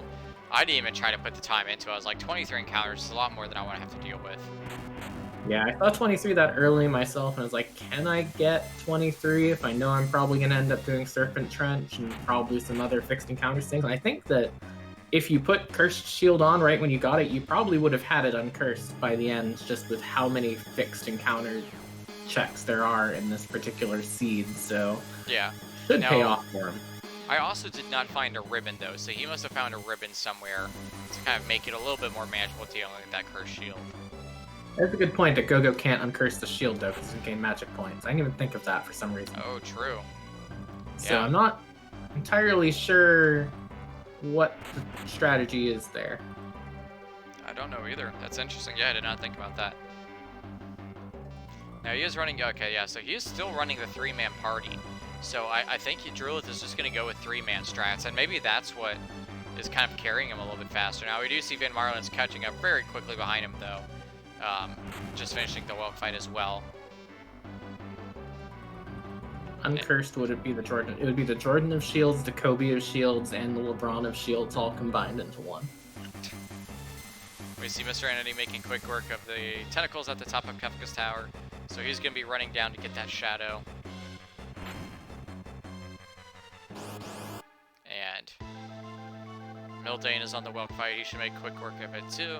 He might even just double ultimate down and just take it in one go, but yeah, probably not. Probably just gonna, fire 3, probably for mana conservation.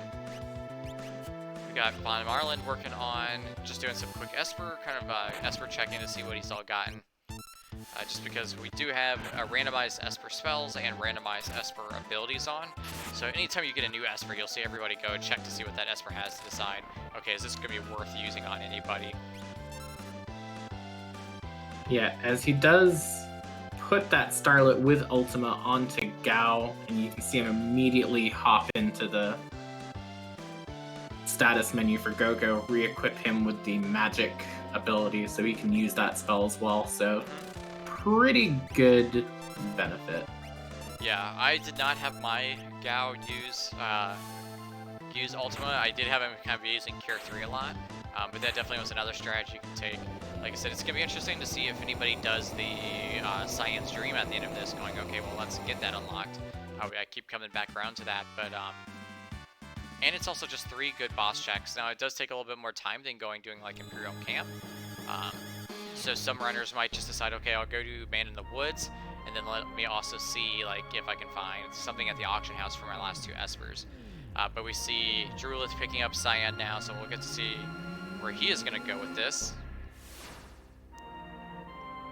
Yeah, that is the big question, though. With Cyan open, what do you do?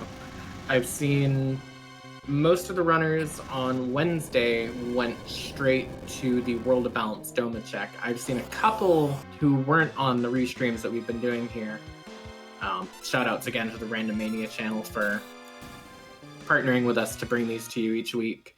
I've seen a few of those go for Mount Zozo first as well, so it looks like he is going for that World of Balance Doma though. Yeah, Mount Zozo just because it does have a dragon check there. And we know we have to do 4 dragons before we get there. So I'm going to be wondering to see if anybody goes to check Opera House for that dragon, or if we're going to go to Kefka, or the Narsh dragon, or where we're all going to go. But it would not be out of the realm of possibility that we're going to go to the Zozo dragon. And then possibly do the 2 dragons that are in Kefka's tower. The reason why I did not do that, though, is because for Kefka's tower, you're going to have to split your party up. And with the dragons being unscaled, I was like, you know what? I don't want to have it just a solo character take down these dragons. That just seems like a risky play to make. Yeah, but you see Mr. Entity now going into that Katana Soul fight that was giving Drulith problems earlier. It'll be interesting to see if he can take it down, sort of get revenge for his fellow runner here. He's doing 9k damage with an ultimate. I think he'll be probably okay, and he's got the offering fixed dice, so he should be pretty good. Yeah, there's 6,000, 7,000. Yeah, but that was probably going to be a pretty easy fight for him. Yeah, we're kind of reaching a point in this seed where I would say, not much is going to pose a threat to anyone unless they get trolled by the Kefka Tower bosses when they have to split up their party, which, that has happened to a few people with this seed this week.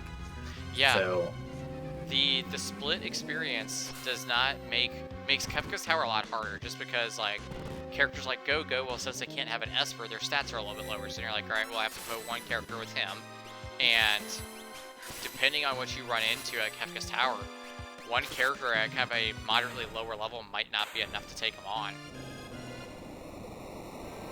And we'll see Drulith finding Ultros 1 at this World of Balance Doma check, and the check itself being that Reno from Final Fantasy VII sprite that's taking the place of Setzer this week. So not a very difficult fight, and it's pretty much gone already. Yeah, see, I did not do this check at all. I went straight to Science Dream, so I did not find Setzer. So it'll be interesting to see if he then decides, okay, am I going to go do... I assume he's eventually going to go do Mount Zozo, just because he's going to want that dragon.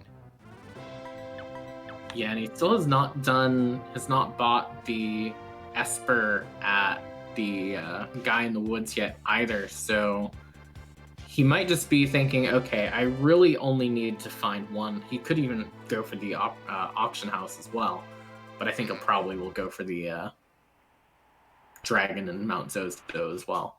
So I'm not sure that you'll see him go for Dream at this point. I don't Could think surprise so either. me, but yeah. Yeah, I don't think I think he's with the Ultimate Esper and just everything else. I think he's gonna say, hey, I'm fine without unlocking the sword techs as good as they are. It's just gonna be a longer check than normal. Now, it could end up getting him biting him in the butt because he goes to the auction house and he just doesn't find what he's looking for. I don't know if Mount Zozo had a Esper at its check or not. It does have an Esper, so if he goes there, he will just need to go get that other one. Although it's looking like he's hopping into Narsh now. He might be going up to fight the Ice Dragon spot up in the snowfield. Yep, I assume he's going to do Ice Dragon and then go do Tritalk, probably. Tritalk is only able to give you an Esper or an item, so the odds are hopefully in your favor that you get the Esper out of it, and then you're down to 9, or up to 9, and then you just go get the Man in the Woods. Yeah, we are seeing Milday now at that point where he only needs to find that 1 Esper as well. Von Marlin currently sitting at 7, so he'll need 3. So really it is just the Esper hunt at this point, except for in Mr. Entity's case, which, he'll be funneled through that last character check. So he will get there eventually, and if you consider that that's hard gated, he really, although he might not know it yet, only needs 1 more Esper before he's just able to go straight for the end at this point.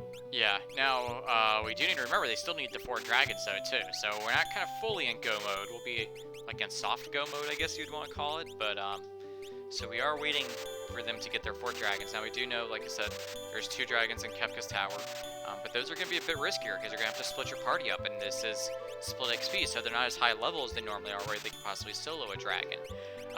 So it might be safer to do the dragons that are in the World of Ruin, where you can at least have all 3 or 4 of your characters there to make the fight a little bit easier. Yeah, and also they don't know yet, but they really do want to do Mount Zozo. As we saw on Wednesday, that is Fenrir up there too. Ah, So see, if yeah. they go for it and they get it, then that's tier 3 taken care of, because the big worry I think at this point for everyone is going to be, okay, what's my plan for dealing with calmness at the end of tier 3 when I get to the final boss fight? Because I don't think the first 2 tiers are going to pose them too much of a problem. No. And that's kind of what I ran into too. I was like, that's why thankfully I had life 3, so I was able to get through calmness. But yeah, Fenrir or Golem is always kind of your preferred go-to. I just went in, grabbed the dragon out of Mount Zozo, and then turned around. Kind of now wish I had gone all the way through it. So now we get to talk about one of my favorite things about Final Fantasy VI, is the naming convention of these dragons. So we've got blue, dirt, bone, fire, ice, white. I want to know what they were thinking. Like, how did they come up with this? I think part of it is that they didn't want to just go with like water dragon or fire dragon or like that. And then white came about because fun of Nintendo censorship in the 90s. Anyone who's played Final Fantasy IV's original translation will remember that holy was white spell in that game. So I think that's probably where they are, although maybe Pearl Dragon would have made more sense in this game.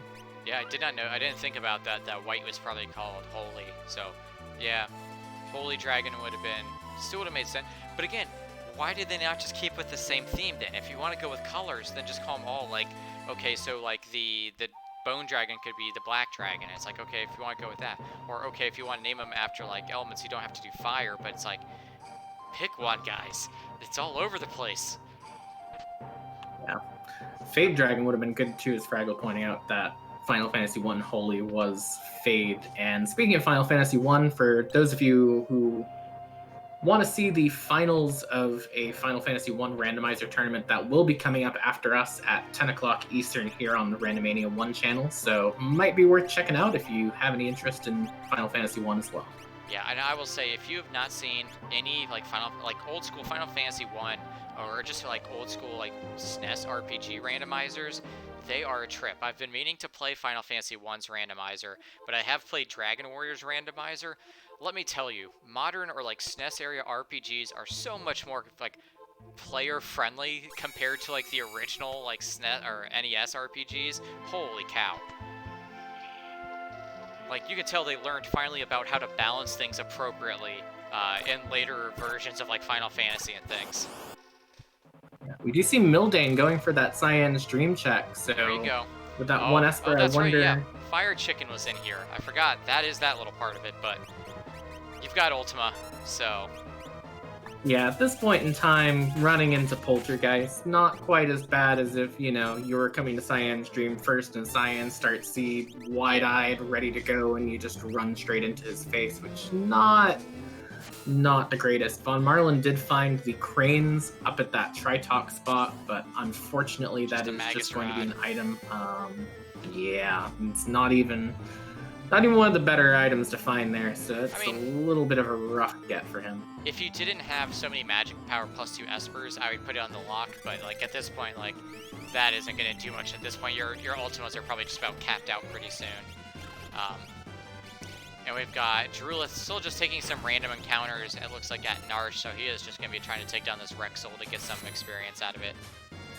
Yep, and Mr. Entity has hopped into his floating continent check. I didn't see, but I'm pretty sure, based off of the fact that I feel like I would have noticed it, that he did not hit any of the goddesses on the way.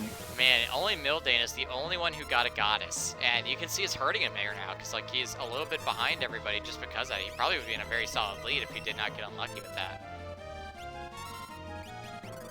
Yeah, and he is still kind of in a lead if you look at it through that way. It also depends what he does after finishing this Poltergeist fight, because if he gets it and then he gets an Esper, what do you do?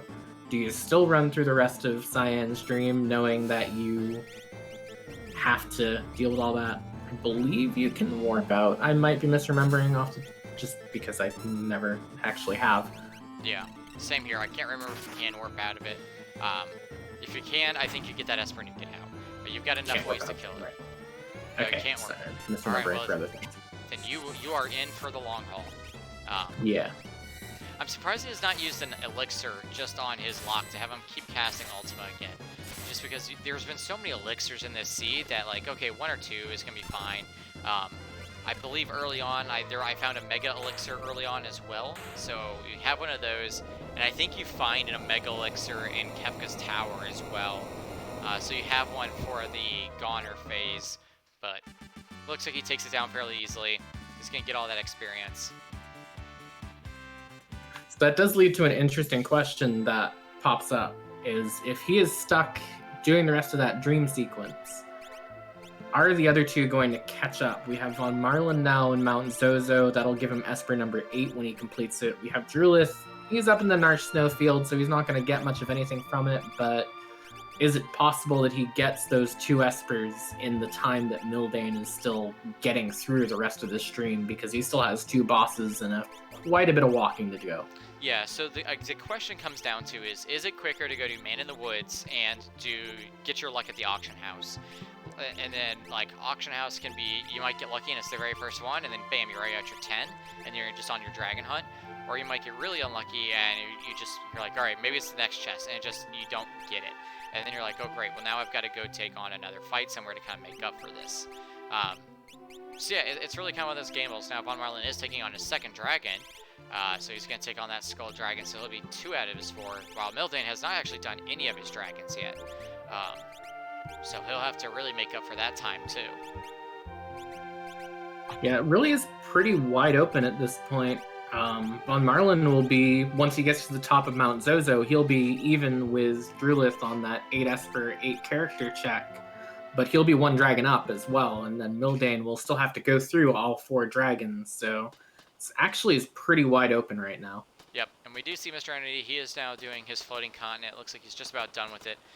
So he will then be getting his Cyans, so then he'll kind of be where everybody else is. Like, okay, what checks do I do next of Cyans? Do I go to Doma Castle and you pick up that Setzer, and then Setzer has 2 pretty quick checks?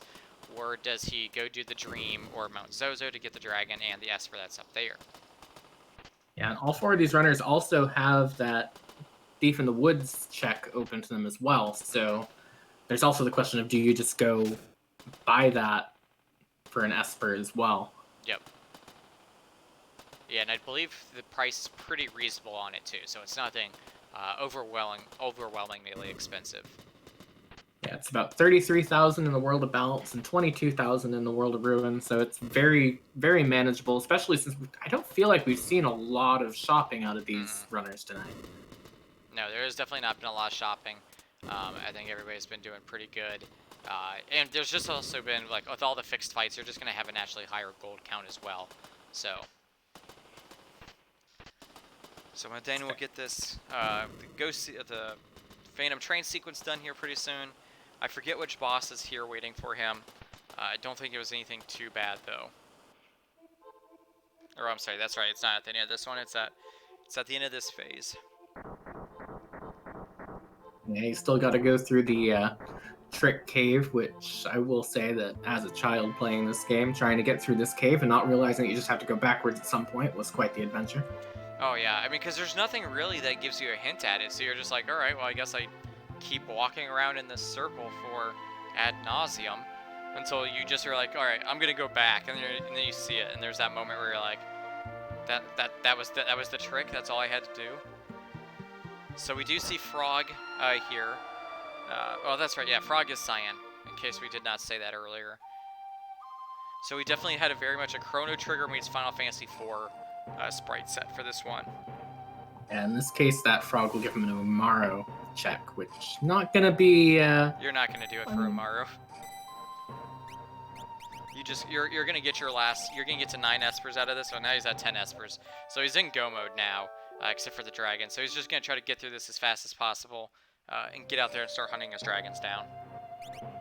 Which does lead to the interesting question of what dragons do you go for at this point? Because I feel like if you're at 0 out of 4, you're probably going to go for 2 of the dragons at Kefka's Tower, and you might feel like you're probably going to go for the Earth Dragon spot in the Opera House. I'm just not sure what would be the 4th option there that he's going to go with. So I can tell you, I did Opera House, I did Fanatic's Tower, I did Mount Zoe, and I did the Narsh Dragon. Those are the 4 that I did. Just because you either have the 2 Kefka's Tower ones and the kind of the peril that comes with that, like I mentioned earlier, or you have to. We never found Edgar, so we don't have the Ancient Castle Dragon. So there's, I think that's all 8. 2 in Kefka's Tower, 1's locked by Edgar, 1's and then there's the Phoenix Cave Dragon. I don't think anybody's gonna go all the way back from Phoenix Cave to go get that dragon. Yeah, I know in my seed I went for the Opera House, I went for Mount Zozo, and I went for both of the Kefka's Tower Dragons, and I can say from Wednesday that, you know, the Kefka's Tower Dragons are not particularly threatening in this seed unless you have the worst luck in the world like Jack had. And you hit that Ice Dragon, which is one of them, and you get frozen with your full party just repeatedly, which is just honestly quite unfair. I know that's what bit me in the butt on the on one of the boss fights in Kefka's Tower. I think it's I forget which one it was. It's the one that's on the far left path. But it's a boss that it can... Oh, it's Doom, that's right. And he froze both of my characters. So I just had to sit there and wait for him to unfreeze, so that I could finally finish up the fight. And that ate up a lot of time for me. Yes, we do see Drulis finding that Skull Dragon on Mount Zozo, and Von Marlin going to the Opera House and putting on a show for the wonderful patrons of the Opera House, fighting against this Gold Dragon. So that'll put him at 3. What does he do for the 4th one? Does he take one of the Kefka Tower fights, or does he just keep hunting? Because he still needs 1 more Esper anyways. That's kind of hard. I mean, it is a hard choice, because you know you're going to need that Esper, but none of the Espers or boss locations have a dragon along the way, unless he has not done Mount Zozo yet, has he? Okay, we're assuming that's going to be his 3rd dragon. Is that he would go up, do Mount Zozo, get that Esper there, and get that dragon. No, he has done Mount Zozo looking through the sheet we have, so that is the question. Does he just get the last dragon through Kefka's Tower at this point? Has he done Kefka Narsh, or the Narsh dragon? He did do the Tritalk spot, so he must have done the dragon while he definitely did do the dragon while he was up there. It was the Aqua Dragon that only Blue Dragon. So the Gold Dragon puts him at 3 then, is what we're saying. Okay. Yeah, I mean, that's the option. I mean, on one side, you risk the gambit of, okay, can I take a solo dragon? Or do I run up Fanatic's Tower again really quick, get that dragon up there, and then just run down? Because unfortunately, you can't use a Warp Stone to get out of Fanatic's Tower. But then you have a full party to take it on. I think you might end up seeing him just take one of the ones in Kefka's Tower, and that's a question of how then do you split up the party for that? Do you put 2 on... Well, I guess you probably would usually already have 2 on a route where the dragon is, so... Yeah. With that lock and go-go, it's probably a smart move, because I don't think that dragon will last very long no matter what. Yeah, I think you just put... Yeah, you take a lock on the path that has you doing the more boss checks, the far left path, or far right path, and he just runs into a dragon. You have a gem box ultimate the dragon down, which probably would in the long haul be the faster way than running up Fanatic's Tower.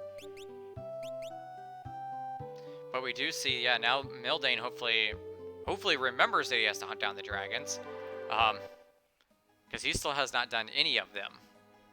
Not really sure what he's going for at this point, because he did go back and do World of Balance Doma after getting that last Esper out of Cyan's Dream, which is why he's in Coal Engine now, going to do the free check there.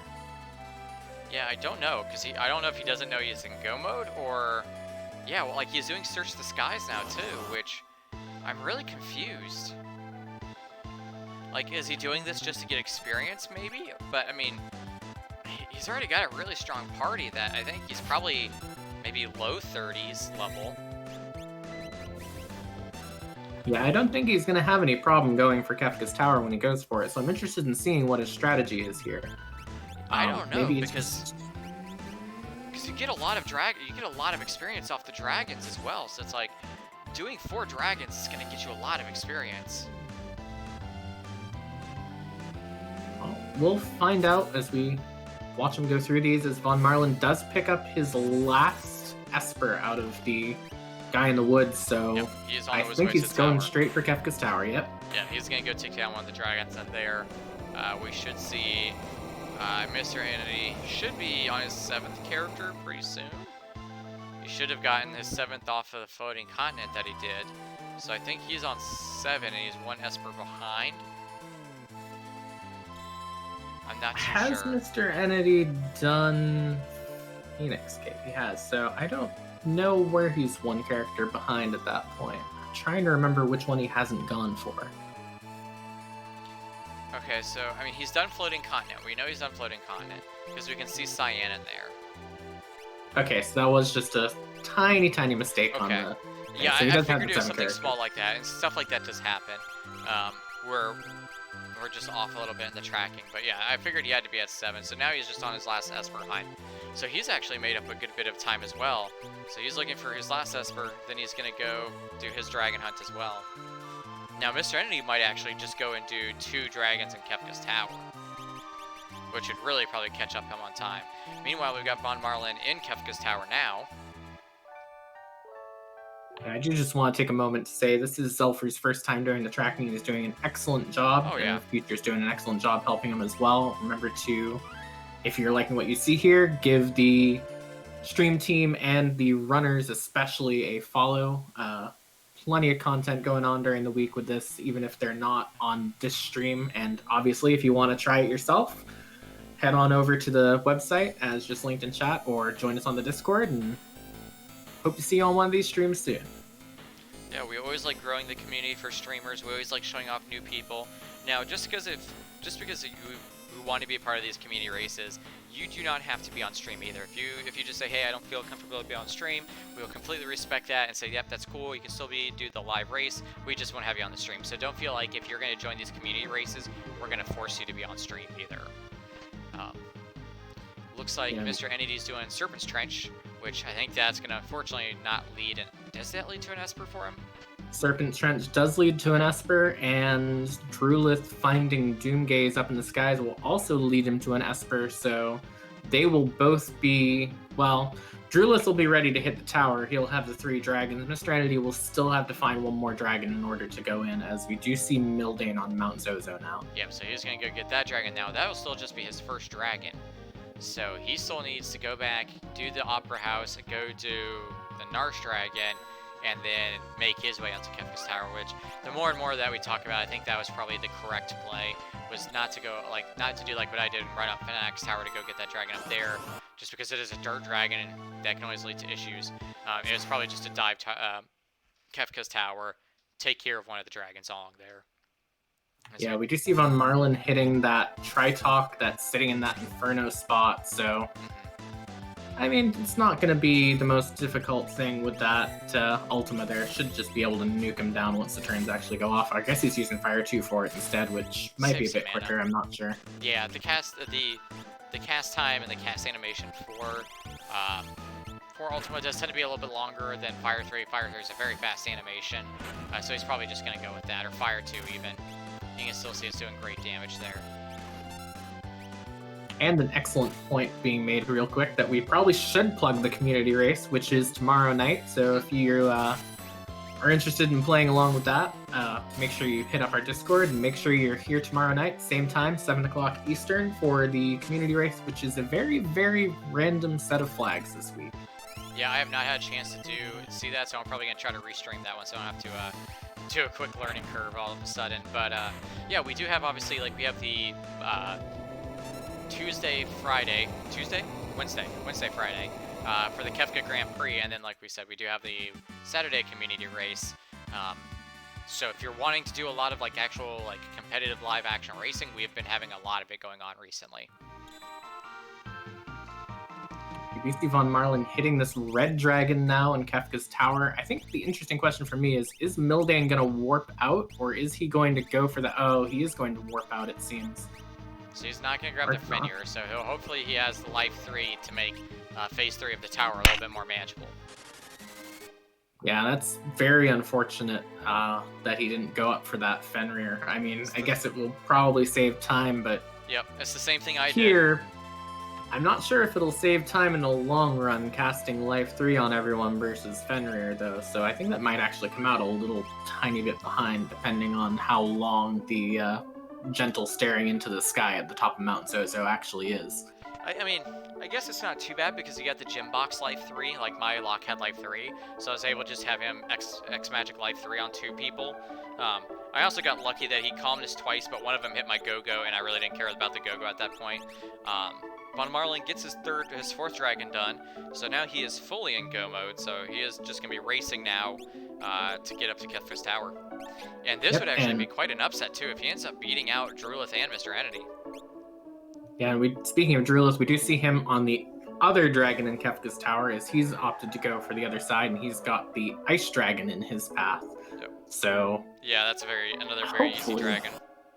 Very easy unless you get frozen repeatedly. So hopefully he probably doesn't want to see a repeat of last night happen to him here.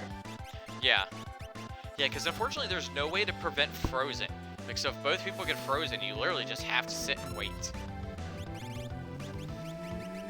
Or you can cast, yeah, I mean, if you have someone like this where you can cast fire to get it off them, but yeah, sometimes you're just sitting and waiting. It looks like Mr. Entity is in character and Esper go mode, so now he's going to be hunting for his dragons. Looks like he's going to go to the Returner hideout real quick, though. Yeah, and I think for his dragon, I don't think he's done Opera House yet. I think you'll probably see him go for that and possibly do 2 Kefka's Tower dragons, because I think that's going to be what Mildane's plan is as well. That would make sense, too. That's kind of the other... And we know that they're 2 fairly easy dragons, too. It's not like you're running into a blue dragon or anything like that there. Speaking of the dragons, what do you think are the hardest dragons to run into, and which ones do you feel are the easiest? I think Dirt Dragon's really rough, and I also think the Blue Dragon can be pretty rough too with Clean Sweep. It depends on whether or not you're like me and you forget you have wall rings on, because for me, a lot of the time, I would rather run into something that, because I often forget to take wall rings off from early on, so something that casts heavily for me usually ends up going better. So something like Gold Dragon's really easy, White Dragon's really easy because it basically only casts Pearl over and over and over again. Yeah. But definitely don't want to see Dirt Dragon unless I have Float on everyone. Don't want to see Storm Dragon a lot of the time either. Yeah. Yeah, Dirt I just feel like is probably the worst one to run into because he does so much damage with Quake and with Slide. And then he'll counterattack with Horn Tusk too, that does a lot of damage, so I truly think Dirt Dragon might be the nastiest one. And I'm not sure if Von Marlin has stopped moving or if he's that stream's gone down on us, but we'll figure out which that is as soon as we can. Let me see. Looks like it might have gone down on my end. Well, while we're getting that back up, let's go ahead and take a quick look at where everyone else is. I know Mr. Entity going up through, I think he's going up Mount Zozo at this point. Yep, he is. Drulith, did he just reset? Or was I not? Because I see him back on that save screen. For who?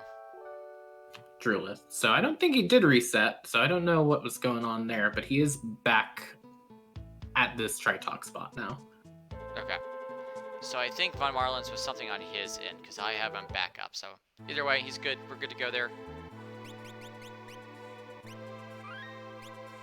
And at this point in time, it's just going to be that walk back up, and he's back at that Tritalk spot. Did he end up resetting? Yeah, I didn't there catch as it. Well? But now he's tied with Von Marlin. Yeah, because he was up to the split part, and I'm wondering if he ended up resetting out at that point. It's very odd. We do see Mildane is going to do the 2 Dragon, 2 Kefka Tower Dragon strat. And I would not be surprised if that's what Mr. Annie's going to be doing pretty soon as well. It is possible they did have some sort of crash as well, which case, very unfortunate, but, technical issues end up happening here and there, so... Yep. He did just say in Discord his computer's throwing a fit, so hopefully that ends up working out for him, as we do see Drulith now, 1 person dead, 1 person frozen. Yep, so now you just sit here and you wait. And you wait, and you wait. Now, what is going on with... Alright, one sec, guys. I'm wondering if Von Marlin is having stream issues as well. He did say his computer was throwing a fit in the race channel in Discord, so very unfortunate for him. Mildane also hitting Kefka's tower, so hopefully Von Marlin will get that fixed, because it would be... Oh, he just said he blue screen. That's very, very unfortunate. Yeah. Yeah, I was gonna say, because all of a sudden his stream just went away too, so I was trying to figure out what happened there. Very unfortunate. He was on very, very good pace. But, He was right there with Drulith and right behind, or he was actually kind of effectively in the lead. Yeah, he was... Well, he was 9th place last week, too, so, you know, even if this week ends up not working out for him, I'm sure he won't have any problem going the weeks forward as long as that, you know, technical issues end up fixed, so... Yeah. Rough break in this case, but now, definitely very promising future. What we will have to figure out then is that as far as the race goes, does that mean he just has forfeited out this week, or is he does he have like his own timer that he gets to go off of, or does he get to rerun the seed? Kind of how that will go with things, because I don't think they'll allow him to rerun the seed because he already then kind of knows exactly where to go. I think how it would work is that, yeah, you can patch the time together because, well, Discord is timing, but then do you take the blue screen time out of it or not? Plus, where he's on this restream, you know that he has the time that it crashed because we have that from the restream. So it would be possible to piece his time back together if need be. So I'm sure it'll figure out no matter what happens. Yep, that's what we got our race admins for. They'll figure out the ruling there.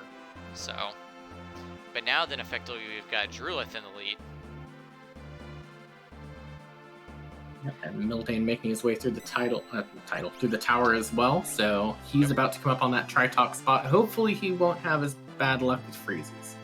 Yep, and we got Mr. finishing up his second dragon. He is then probably going to go to the double dragon strat too on Kefka's tower. He is going to pick up Fenrir, however, so he will be glad to see that. Yeah, plus an Aegis shield in that box as well. Not a bad second prize too, so... Not at all. Definitely a good idea going up there. Yep. So let's see. So we are coming up on the 2-hour mark, so we're not going to have the fastest time tonight. I was looking at some of the times for some of the people, and they put up some ridiculously fast times. So I was like, how did you get through this seed this fast? But I guess if you just got lucky and were like, yeah, I just picked the right... Since with how narrow this one was, if you just picked the right X routing with it, you might come out for the better, so...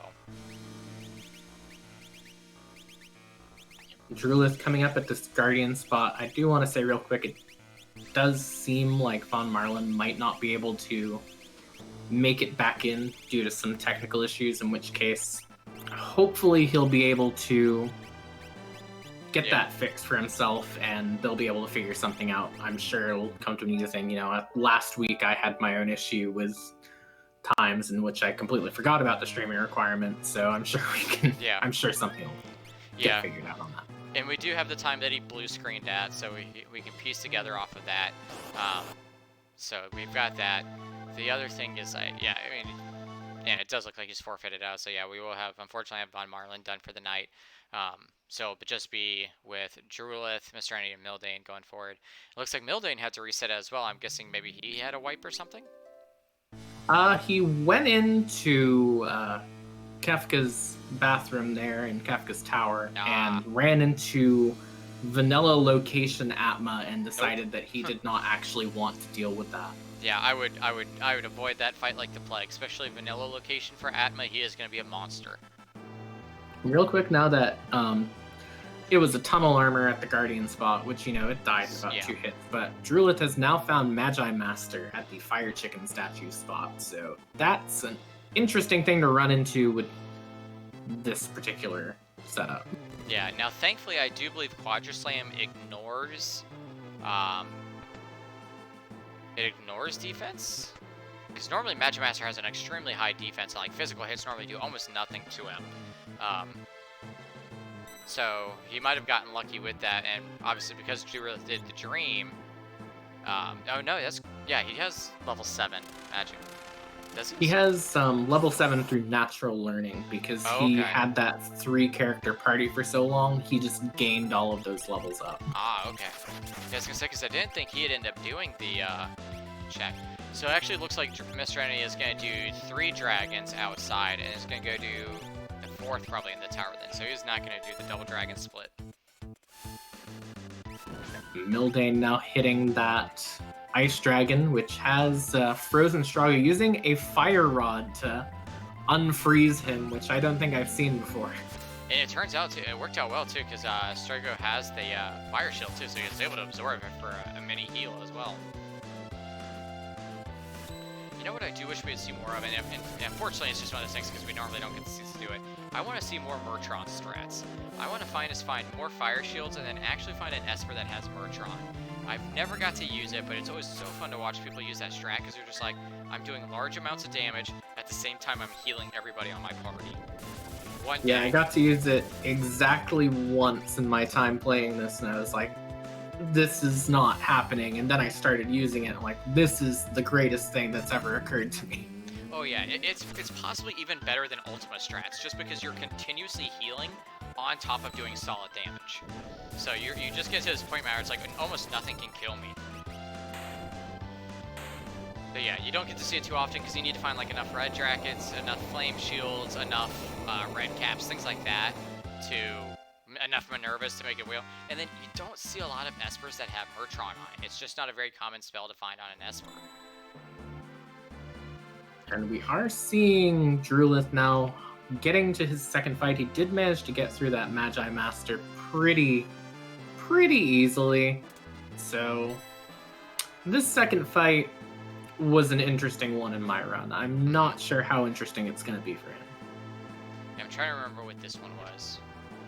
Oh, this one took me forever, just because like I had my jumping Mog with his Pearl Lance, but that does no damage to him. They have exceedingly high magic defense, or physical defense. Yeah, I had the same thing. I had my solo Mog over on this side with his Pearl Lance, and I was like, okay, this is going to be a very, very long fight. Yeah. I don't think he's going to have any particular problem with this, though. No. Just with his particular setup. We'll see, though. Yeah, his Quadra Slice is going to get through this really quickly. He did kind of have good luck there in passing it on. So Mr. Entity has also entered Kefka's tower. Yes. Mildane on that last dragon that he needs. Drulith on the second of his 3 Warring Triad statues, so Yep, pretty close race for second at this point. Yeah, all 3 making good time. I expect probably most people to be about a 2:15 probably for this seed. Mildane and Drulith should definitely be around 2:15, especially because they're on their Warring Triads. Drulith or Mr. Entity might be closer to a 2:30. But we'll have to see. And Mildane now through that, as we do see Shiva come out. The swap over has occurred for that boss over on Drulith's side. Not really going to make much of a difference, but hopefully he'll be through that fight soon.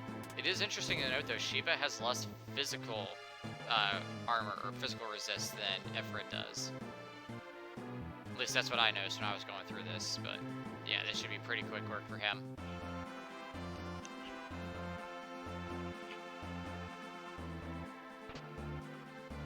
And there it goes. Yep. Down they are, and on to statue number 3. And statue number 3 is going to be Doom. So we'll have to see if he has got a right setup for a party for that. I'm not sure who he has in his other party to tell whether or not he'll be able to just sail through it quickly or sail through it slowly. I think he'll sail through it either way, but it is just a question of how fast does he go at this point with this setup. Is he using a rename card in the middle of this race? He sure is. This man. I hope he loses now. Look at him, using a rename card in the middle of a race. That's too much. Yeah, you gotta get a bit of self-advertising in where you can. Yeah, I guess. Drulith does stream pretty often, so if you are interested in seeing more runs, he does stream, I think, fairly often, if I remember correctly. Yep, so there's our Doom statue. Does not have Ultima. He needs to get some, yeah, he should have plenty of elixirs, so he can just, oh, he's got 2 left. So he can just elixir and then use Ultima to get it down. Then he's just gonna X-Magic it down. And we got Mildane on the tunnel armor as well. And then Mr. Entity's had Tri-Talk. So he is catching up fairly well. Tunnel armor, one of those bosses which you used to love to see it everywhere, but you get the new elemental scaling flag, which is again not in the set on, and can be a bit of a pain. Yeah, see, that's why I don't like elemental scaling just randomly throws like bosses that you think, oh, this should be easy. Now all of a sudden they are nightmarishly hard for some reason. Yeah, he's already through that tunnel armor though, so even if it had had scaled elemental abilities there, I don't think it would have mattered, because I don't think it got more than one turn off. As we also see Drulith now hitting that aura shaking part, which I think is 50% on Doom, so he should be through that shortly, and Mr. Entity through the Tri-Talk as well. Yep. So yep, that was nice and quick. So I'm gonna actually see, since he is gonna be coming up to, if I can switch the music over to his, because I always like tower music. You kind of got to go through the iconic music there at that point. Yep. Yeah, this is Drulith's turn. If he has music. Oh, see, I think... Okay, maybe we won't be doing, because his seems to be cutting in and out. So we can have the iconic music when someone else gets to it. When Mildane gets to Kefka's tower and to Kefka, then we'll have the music, folks. Alright, Mr. Entity now hitting his last dragon. He's on that fire dragon as well, which, I mean, I feel like of the two, I'd rather have the fire dragon just because of that no chance of getting frozen. Drulith now on his way to final Kefka. Yep, yeah, fire dragon doesn't freeze. He doesn't have any really overwhelming ability. Normally, there's a lot more things to have that give fire absorption to make his fire 3s pretty worthless, so... Alright, yep, so Drulith should have no problems with this. He is being braver than I do. I normally still take the other, like, 3 characters that I find, 354 characters I find, just in case someone does drop. That way, like, okay, this person can at least use elixirs or things like that, but I guess he is confident enough. He's gonna probably make quick work of this phase 1. Does hit pretty hard, though. And you can see where the rename cards have come in for that little bit of advertising. Yeah. But now he's got the characters in the wrong spot, so it says follow Drulith. Oh, okay. No, he's this guy. He's too much.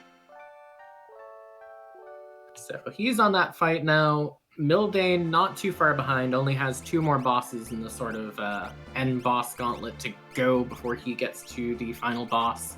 Mr. Entity coming up on that split, so he's got about 4 more before he gets there as well. So it's not... I mean, there's definitely some separation between them, but it is not a particularly large lead. Yeah, and here we can still see, like, just like how much physical damage, though, that phase 1 can put out. We're just about one-shotting. 1 or 2-shotting somebody if you get really unlucky, but that Ultima is just gonna make quick work of everybody. Yeah, the only question I have with that Ultima, though, is he chipping down that head enough before the other 2? Yep, the head is down, so it's now just down to the 2 arms. Perfect. Head went down right as I was saying that, because if you leave that head up, you get that nasty quake counter as you go to the next phase, and it's not fun. Yep, ideally the order you want to get these down in is head or front hand first, and by front hand I mean the one that's the long arm that we call it. And you want to do the short arm last, because it just does 10 hits, and most of the time at this point 10 hits is pretty meh. It doesn't do too much, but it looks like it gets done. He did lose a character though. So now he's just going to be going on with 3 to phases 3, 4, 2, 3, and 4. Yeah, he didn't really have anything invested in that last character, though, aside from that 1 rename card, so I don't think he's particularly worried about it, but... That's right, he had been using 3 character strats most of this run, hadn't he? He sure had. Unfortunately, now we won't know what to do with the Drulith Twitch based off of his thing, so that the rename card unfortunately wasted at this point. Yeah, so Mildane already threw Ifrit and Shiva. He did not have a hard time with it. Mr. Entity coming up on that Guardian, which is the Tunnel Armor, so that'll be done very quickly. Yep, he'll get that done, and then Mildane's just got to take on Doom. He should make a quick work of that. So for everybody who's kind of watching this, so like we said, each phase really kind of has a different order, or a different set of orders. You want to get these bosses down, and so like in the first phase, you want to get the head done, then the long arm, then the short arm.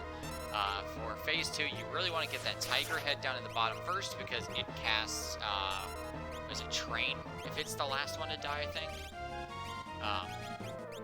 So you really don't want it done. Then you want to kill the machine, or the tools, which is the little robot in the center, because it's the one that uses all like that tech laser and everything like that. And then it's up to you if you want to kill Magic in the front or the guy in the front. Magic in the back, I believe, just casts this spell over and over again, which really isn't that much of an issue. But you definitely want to get the tiger head down, and you want to get the tools down first and second. Yeah, and usually, whether or not you want to get that magic down early, personally, I go for, if you have Mute, hit that on magic. If you have Doom, hit that on tools, because it will instantly kill tools. Did you see that Gao going to work with the offering and his Trooper Rage, where he can cast Shrapnel too? I sure do. I did not think about that. I always forget that offering still works with Gao's Rages. I do someday want to see the Wind God Gao setup, though, where you give Gao Tempest, and man, he made quick work of that second phase.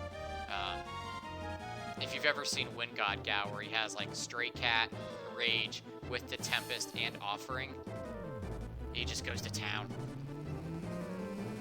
Yeah, fortunately, I've never gotten the pieces to try it out myself, although I've been trying.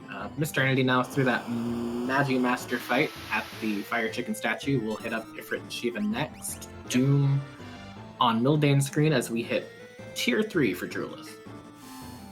Yep, he's going to use... Probably going to be casting his Cure, getting everybody up. He's probably going to wait till after he gets down the girl in the back before he uses his Fender, or okay, he's just going to queue it up now. So yeah, one of the biggest killers of runs in this is this phase 3 right here. When you kill the guy in the front, he'll use Calmness, which randomly just kills 1 to 2 characters.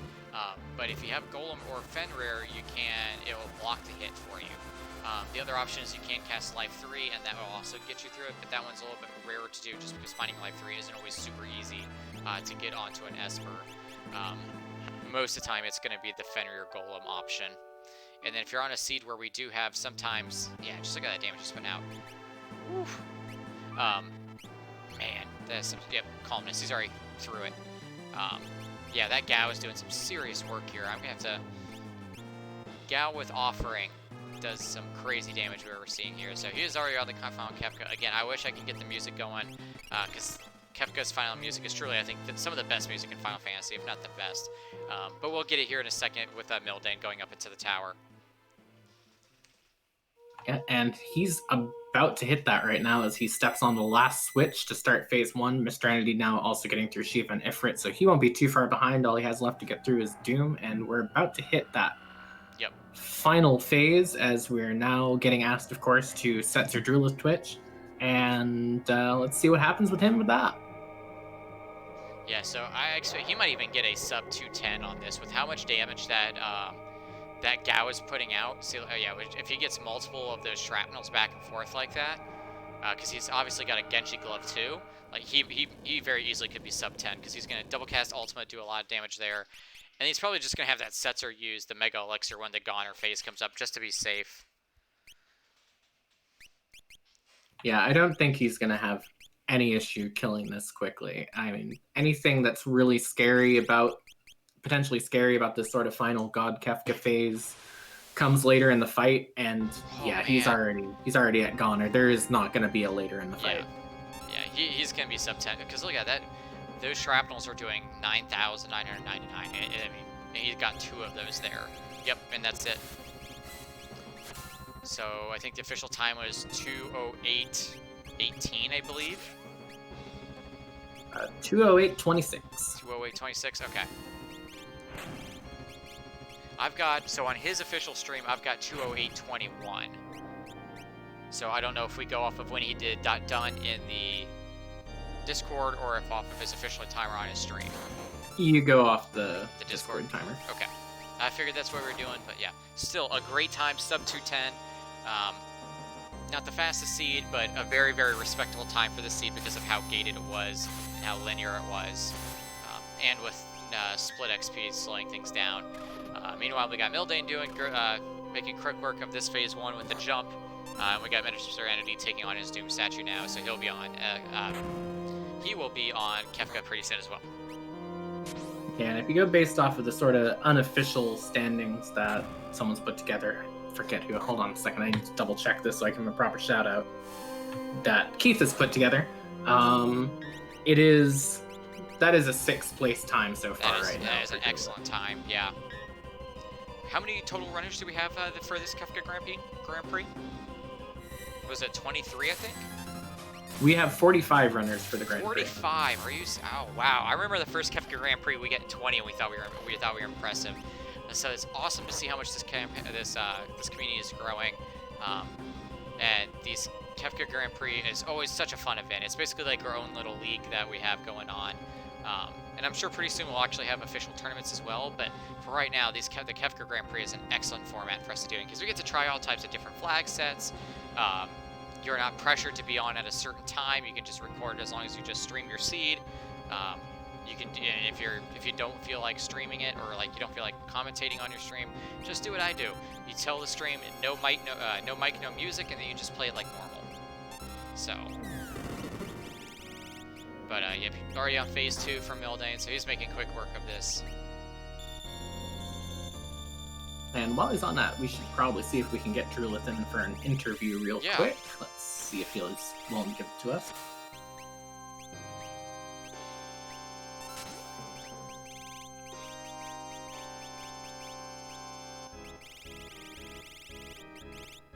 Meanwhile, while we're waiting on that, Mildane in this phase 2, he's not really having any problem with it either. Honestly, I don't think any of them are going to have a particularly big problem with this tower.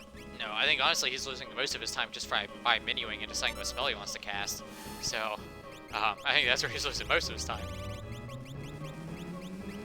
But yeah, here you can see he's just going to be spinning out these ultimas, doing lots of damage.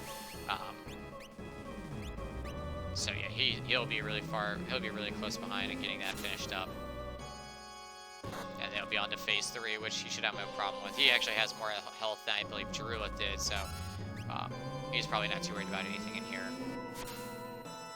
He is doing slightly less damage per hit on his ultimas than Drulith was doing, so that will slow him a little bit down as well. Maybe he didn't have the Magic Tech Esper 3 on as many people as Drulith did, or something along those lines, but it definitely is keeping everybody well and tanky. Yeah, we are seeing Mr. Entity now hopping into this final fight as well. He is catching up a little bit of time towards the end of this, so. And look at like Drulith's like HP and like everything, and look how much damage he's doing. Drulith could overtake Mildane just because like he's so much further leveled up. That Gao has 6,000 HP. I'm sure he might have a True Knight on that Gao then at that point because of how much HP he has, but I don't know for sure. But yeah, Mr. Entity's gonna have no issue with this.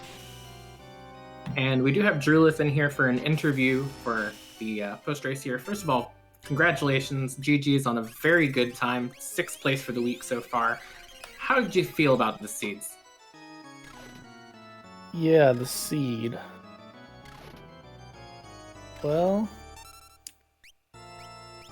I mean, I definitely was shaky. But also, I feel like a lot of it was... I mean, just... I don't know. I actually don't know how I feel. It was a very linear seed, that was for sure. I mean, you pretty much had to go, like, this check to this check to this check. Do you tend to like seeds that are a little bit more linear, or do you prefer more open seed? I prefer open. Oh. And also, I don't know. I feel like if you got rods, you won. Yeah. They definitely I just helped. didn't go out of my way to look. I was like, you know what, I'm gonna not look. I feel like it's gonna be a waste of time. But then as the seed went on, I was like, man, I really wish I had rods. I think there was only one place that had rods, if I remember correctly, so they weren't like overly abundant. But I did notice that you kind of went back to our old old strats when we had no split experience, or when split experience was on, where you did a 3-man party more than a 4-man party, like we're seeing a lot of people doing. Is that something you feel more comfortable just because you are one of kind of the runners who's been in the scene longer, or is that something you've practiced just a little bit more commonly? Yeah, just from back in the day, running 3 characters, I'm pretty comfortable with. You can really get screwed over in Kefka's Tower if you do it. But I felt like if I overleveled enough, it wouldn't be a big deal at all. I could, at the worst case, just equipment swap. The only one I was really worried about was Go-Go, because without your friends, you don't have any magic. I also forgot to put the magic command back on him for the final battle, but it didn't really matter much. Yeah. Now, I would say who surprised me on your team that was putting out a truck of damage was that Gao with the offering Genji Glove and the Trooper Rage. I forgot that it worked like that, but just watching him put out like max damage shrapnels, like 2 per like a go, that was pretty intense to watch. Yeah, if you look at Right Zeno, I believe it is, his Rage Guide, he has the ones that boost physical damage rated pretty low, but I think they're pretty insanely broken whenever you get gear like I had. Yeah. I mean, really, snipers, you can buy those from the shop even in Shuffle, and you can see just how much they put in work. Yeah. Yeah, and the other thing, like, it seems weird that he put the physical in solo. Now, of course, like, Stray Cat for Gao, everybody knows, like, yeah, you give Stray Cat to Gao, and you give him, like, Offering, and Genji Glove, you can pretty much carry. But I do think there is some other, like, physical ones that probably do get overlooked a little bit. Trooper is 2 times. Okay. Most of them are 1.5, but then there's Gold Bear, which is also 2.5 times. Wow. And that's like Stray Cat Jr. Oh, yeah, I mean, yeah, Stray Cat, yeah, or, yes, 2.5 times, even, yeah, like you said, Sniper, just any kind of moderate dealing damage, weapon damage. With Offering Genji Glove 2.5 times, you're going to be putting out a lot of damage. I'd be interested to see how the people who got first, second, third, etc. Broke this seat open. I was thinking the same thing, too. I'm wondering if it is rods. I think I might be able to explain part of that. I noticed early on your party composition, you dropped the lockout very, very early. Unfortunately, the lock had natural magic and we're in Ultima at 20, and I think that probably had something to do with it. Yeah, that definitely would have been a big help. Yeah, because you found a gym box at the top of Kefka's Tower, Fnatic's Tower you had to go. But still, I think they're also just been because of how linear this seed was. I'm wondering if some people went and checked Fnatic's Tower, and then like most of us, we would go, okay, well, let me go check Burning House, let me go check Elbit's Rock before I go to Fnatic's Tower, and I'm wondering if they just saw a character and they just dove right into that as well, and that could possibly make up a good bit of time too. There's something I have to confess here. I misread the flag set, or I misinterpreted it rather. When I noticed that there were encounters that had bosses at a really high rate, I assumed the same was true for fixed encounters without really thinking about it being a separate option. So I was avoiding fixed encounters checks like the Plague. Well, you which got is also lucky there, because at Floating Continent, you got 3 Aquillas, but a Goddess is one of the options. Because Mildane and myself, when we did our seats, we ran into a Goddess in the air. And then in Burning House, there is the Ghost Train you could have ran into. So it was the same in the fixed encounters. I was worried because when I went to Floating Continent and didn't see any, I was like, oh, there's no bosses. You just got lucky, yeah, because Mildane ran into Goddess as his first encounter in the Floating Continent off of the fixed depending encounters. on how you look at it. If you are really strong, I mean, those bosses, it was a lot of experience. Yeah, experience. Yep.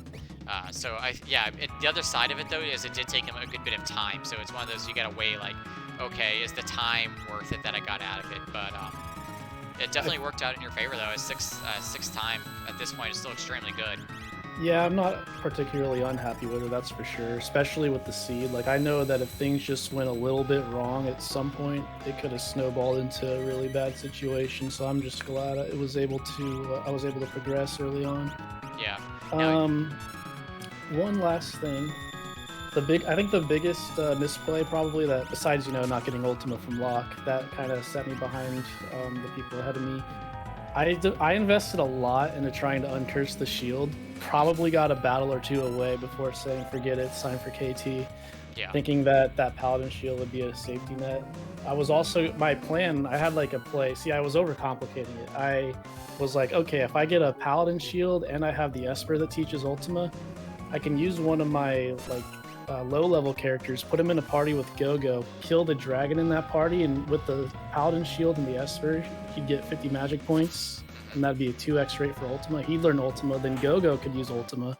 So I was like thinking about that, but it turns out I just never got the shield on curse. So Yeah, it was a bit high at 23. Now, we do have almost like a neck-to-neck race here because we have both Mildane and Mr. Andy at Kefka at the exact same time. Now, I'm not sure who is ahead on the damage, but it looks like it's going to be a tight race there between the two of them.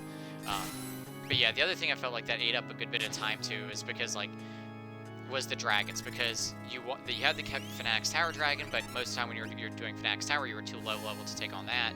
You obviously had Phoenix Cave, but you couldn't really do that dragon there either because you'd be too low level. So you were kind of forced to wait to do your dragons at the very end. yeah, there is a plus side to doing that as well, though. It's part of the reason I was so over leveled. Like once you, well, I guess it doesn't matter for unskilled dragons, does it? But no, it does speed up the fight. You know, yeah. So in a way, it is a little bit faster XP. But wow, did they almost do a photo finish time for the two of them? Yeah, look yeah, at that. it was close. 30 seconds off, or no. Yeah, 30 seconds apart from each other. That was extremely close. That was a great race tonight. Anyway, I better get going so you can interview these other fellas. All right, well, thank you for coming on, Drulith. Thank you very much. Remember to follow Twitch, Drulith.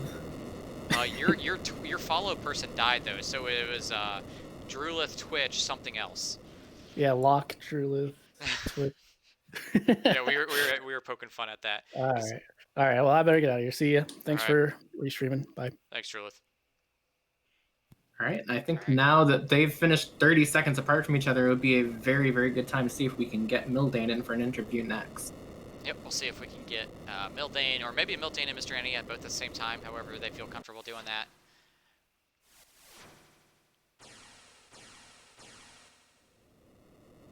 Real quick, while we're getting this interview set up, I want to again give a shout out to our stream team and to all of our runners tonight. Make sure you give them a follow on Twitch as well as a obvious shout out to the randomizer itself at ff6wc.com. Make sure you go there and give it a try for yourself if you're interested. And also, while we're setting up this interview, make sure you stick around tonight if you enjoyed this for the Final Fantasy I randomizer final that will be starting at 10 p.m. Eastern, so about 35 minutes from now here on the Randomania 1 channel.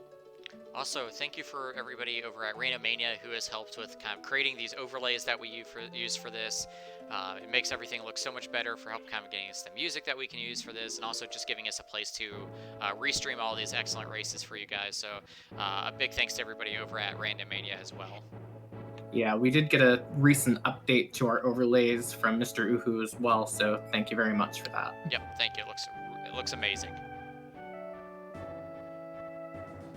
Yeah, I'm here. Sorry, Captain Uhu. I have to fix that. I got the name wrong. And I think we've got Mr. Entity in here with us, if I hear his voice. How are you doing tonight, Mr. Entity? Doing all right yourselves? Doing good. Thoughts about the seed for tonight? I screwed up half of it completely by leaving a Paladin shield on Go-Go, and therefore reducing. Like the only reason I took Go-Go into my party was I was like, oh, I'll just mimic Ultima. And it turns out you can't mimic stuff when you're muted if it's magic. Yeah. But overall, it's still a great race. You made up a lot of time at the end there. Mildane actually had quite a bit of a lead on you, but you were able to make up the time just because of I've raced against you quite a few times, and you've been in the scene for quite a while, that we know you like to not use Moogle Charms. And I think that actually kind of helped out in your favor because you were pretty over-leveled going into the Kefka fight as well. Oh, I was over-leveled before then. The only reason I took the Moogle Charm off at the end was because I was mad and I wanted the stupid Paladin shield. Yeah, it was. I think Paladin shield was at 23, which is pretty high for Paladin shield for a lot of people to commit to. Yeah, the only reason I did it was there weren't a lot of checks available at the start that involved bosses or anything, except for, Kefka, Nourish, and the Serpent Trench. So I figured I'll keep it around, see if I find, if it's doable. And then I found a peace ring right away, and I went, I'll try. For sure. And the other thing, I know you ran into the Burning House, but we also had bosses in randomly mixed into the fixed encounters as well. What are your thoughts on that?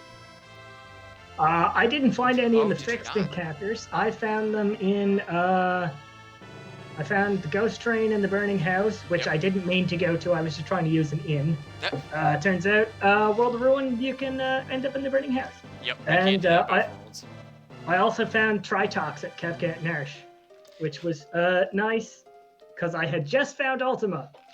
Yeah, the one you did not run into is at Floating Continent on the fixed encounters at the beginning of Floating Continent. Mildane ran into Goddess statue, so she was there. Cool. None of the other runners ran into it, so that ate up some of his time. But I know I ran into that as well. That was kind of a unwelcome visitor to find in the air. Well, I mean, Ultima. What? Also, I found the fixed dice in a weird place I don't normally go to. I think it was what's that town on the Veldt? Yeah, Miranda? I know the one you're talking about. Yeah, I went there because I was like, I found out about this barrel that's there, and I found out about this chest that's there, and maybe I'll go get those because I have to go to the Veldt anyway. Turns out you can't get that barrel or the chest in the World of Balance, but I did find fixed dice, so I guess that worked out. Yeah, there's a couple of those like that I'm starting to add into my rotation. Like I used to not go to Albrook, but I'm like, oh, well, actually there's 6 checks there that in Albrook you can do, and then we've added in those 2 new checks. So more and more, there's like the kind of the beginning of the seed is like, hey, go do Beginner's House, go do Lone Wolf stuff, go do South Figaro, but also go check all these the towns for all the other chests that they have in there as well. So yeah, and Tamasa, I went there for the first time in a race because there's 5 chests there. And I just wanted money because I found experience eggs, and I wanted to buy all the experience eggs, and I did. Yep, I think you and Drulith were the only one who ended up buying an experience egg. I don't think Von Marlin, until he had technical difficulties, found one or bought one. Neither did Mildane. So that definitely also seemed to really help speed up your seed as well. Well, I ended at like level 50 something, so yeah, it helped a bit. I also bought 3, which was probably a bit of overkill, but whatever. Yeah, you definitely were at like vanilla Final Fantasy 6 levels for taking on Kefka, so. Yeah, and Locke had something like 70 magic power, and Mog had 80 something vigor, so levels with experience eggs and espers that are good is a great way to just bulldoze the Kefka fight. Yeah, one of the things Mr. Drulith did that also really kind of carried him through is he got Gao, and then knowing that Gao had Trooper, he did Genji Glove offering with Sniper, and was putting out like 9,000 throws off of the shrapnel trigger and everything. So that was another really power thing you could do in this seed.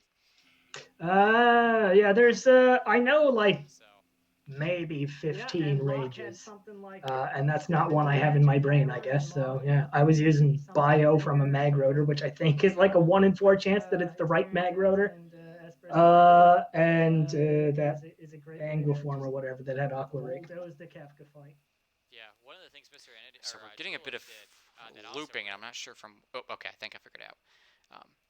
So yeah, but what were your thoughts about the 4 dragon requirement as well? Do you like having dragons required? Do you not like having dragons required? As long as it's not more than 5, I'm fine with it. Because I mean, you started with Locke, so I would have been fine with 6. Yeah. They just make the race a little longer, but also they tend to make things a little easier because you do get a crap load of experience and stuff from them. Yep, a good bit of experience, a good item normally off of them, an item or 2 most of the time. So. Yeah, you get the standard drag and drop, and then an item from the good pool. Yep.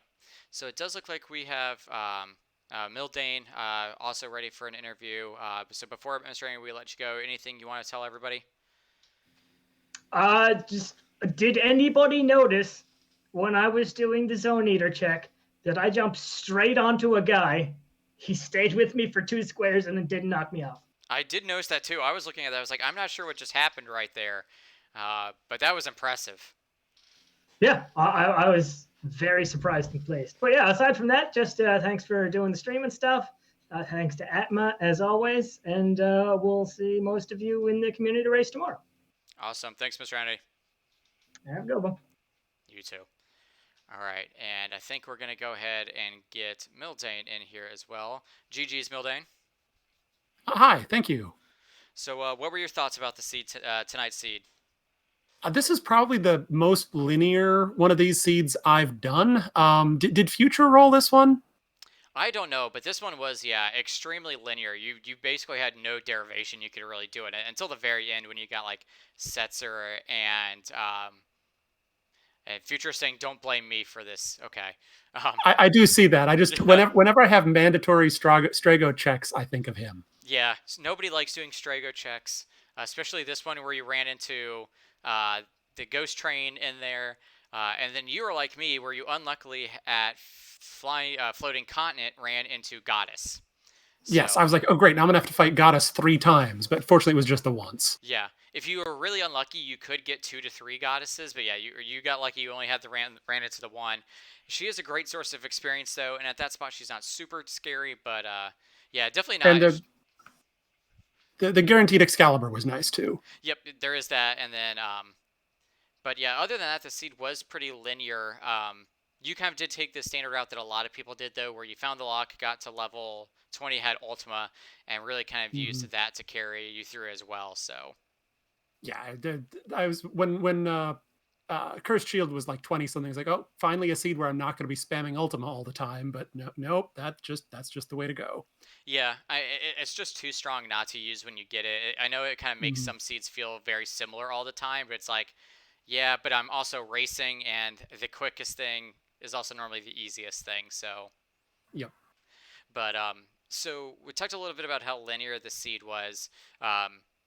Tell me kind of a little bit about like the characters we had. We really didn't get any of the top tier characters. I mean, we had Gao, we had Mog, we had some of the others like Lochner is considered high seed. Early Umaro, Strago, yeah, it's not a lot of fun there. It was nice to get the combo of having sword tech and eventually getting Cyan, so you get the full unlock there. Yeah, and you were one of the few people that kind of did like what I did, where we actually went into Cyan's Dream and unlocked it that way. I know Drulith just did. He just leveled every character because he used a 3-character strat, which is more common from those of us who used to run back when there was split experience was the only option.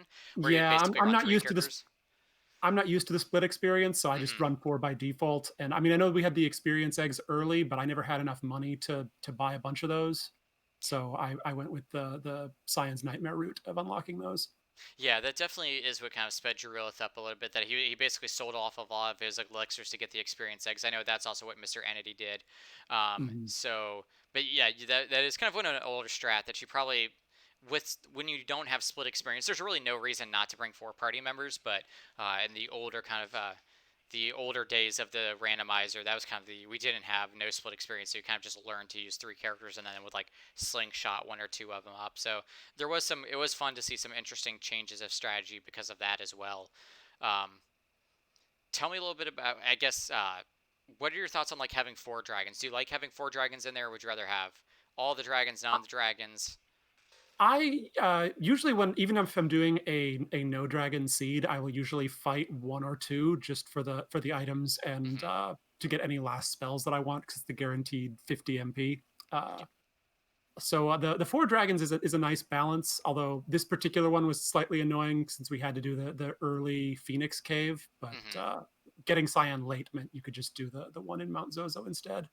Yeah, there was a few different strategies that you could have taken on this. I mean, because unfortunately you're right. You couldn't do the Phoenix Cave Dragon early without doubling back because you're too low level. You really couldn't do the Fanatic's Tower Dragon too early without doubling back. So that really kind of left you with going, okay, well I'm at 710. Which ones do I do at this point? Do you just do Zozo and Opera, and then maybe you went and did the Narsh Dragon and then just do one of them in Kefka's Tower? Or you could take the another route we had been talking about is you could do 2 out in World of Ruin and then do the 2 Kefka's Towers. I think that is what Mr. Entity did, if I remember correctly. Or you could do. Yeah, I took I took both in Kefka's Tower, which Mhm. almost backfired on me with Ice Dragon freezing my primary character. Yep, we did see that. Fortunately, I had one Fire Rod left to break to get him out of that.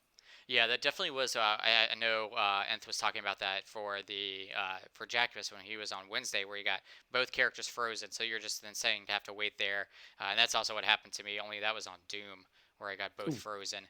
Um, yeah. but yeah, really that seed. Like once you got to Kefka, you normally were so leveled and you had everybody just so Oh yeah. powerful. It was pretty easy.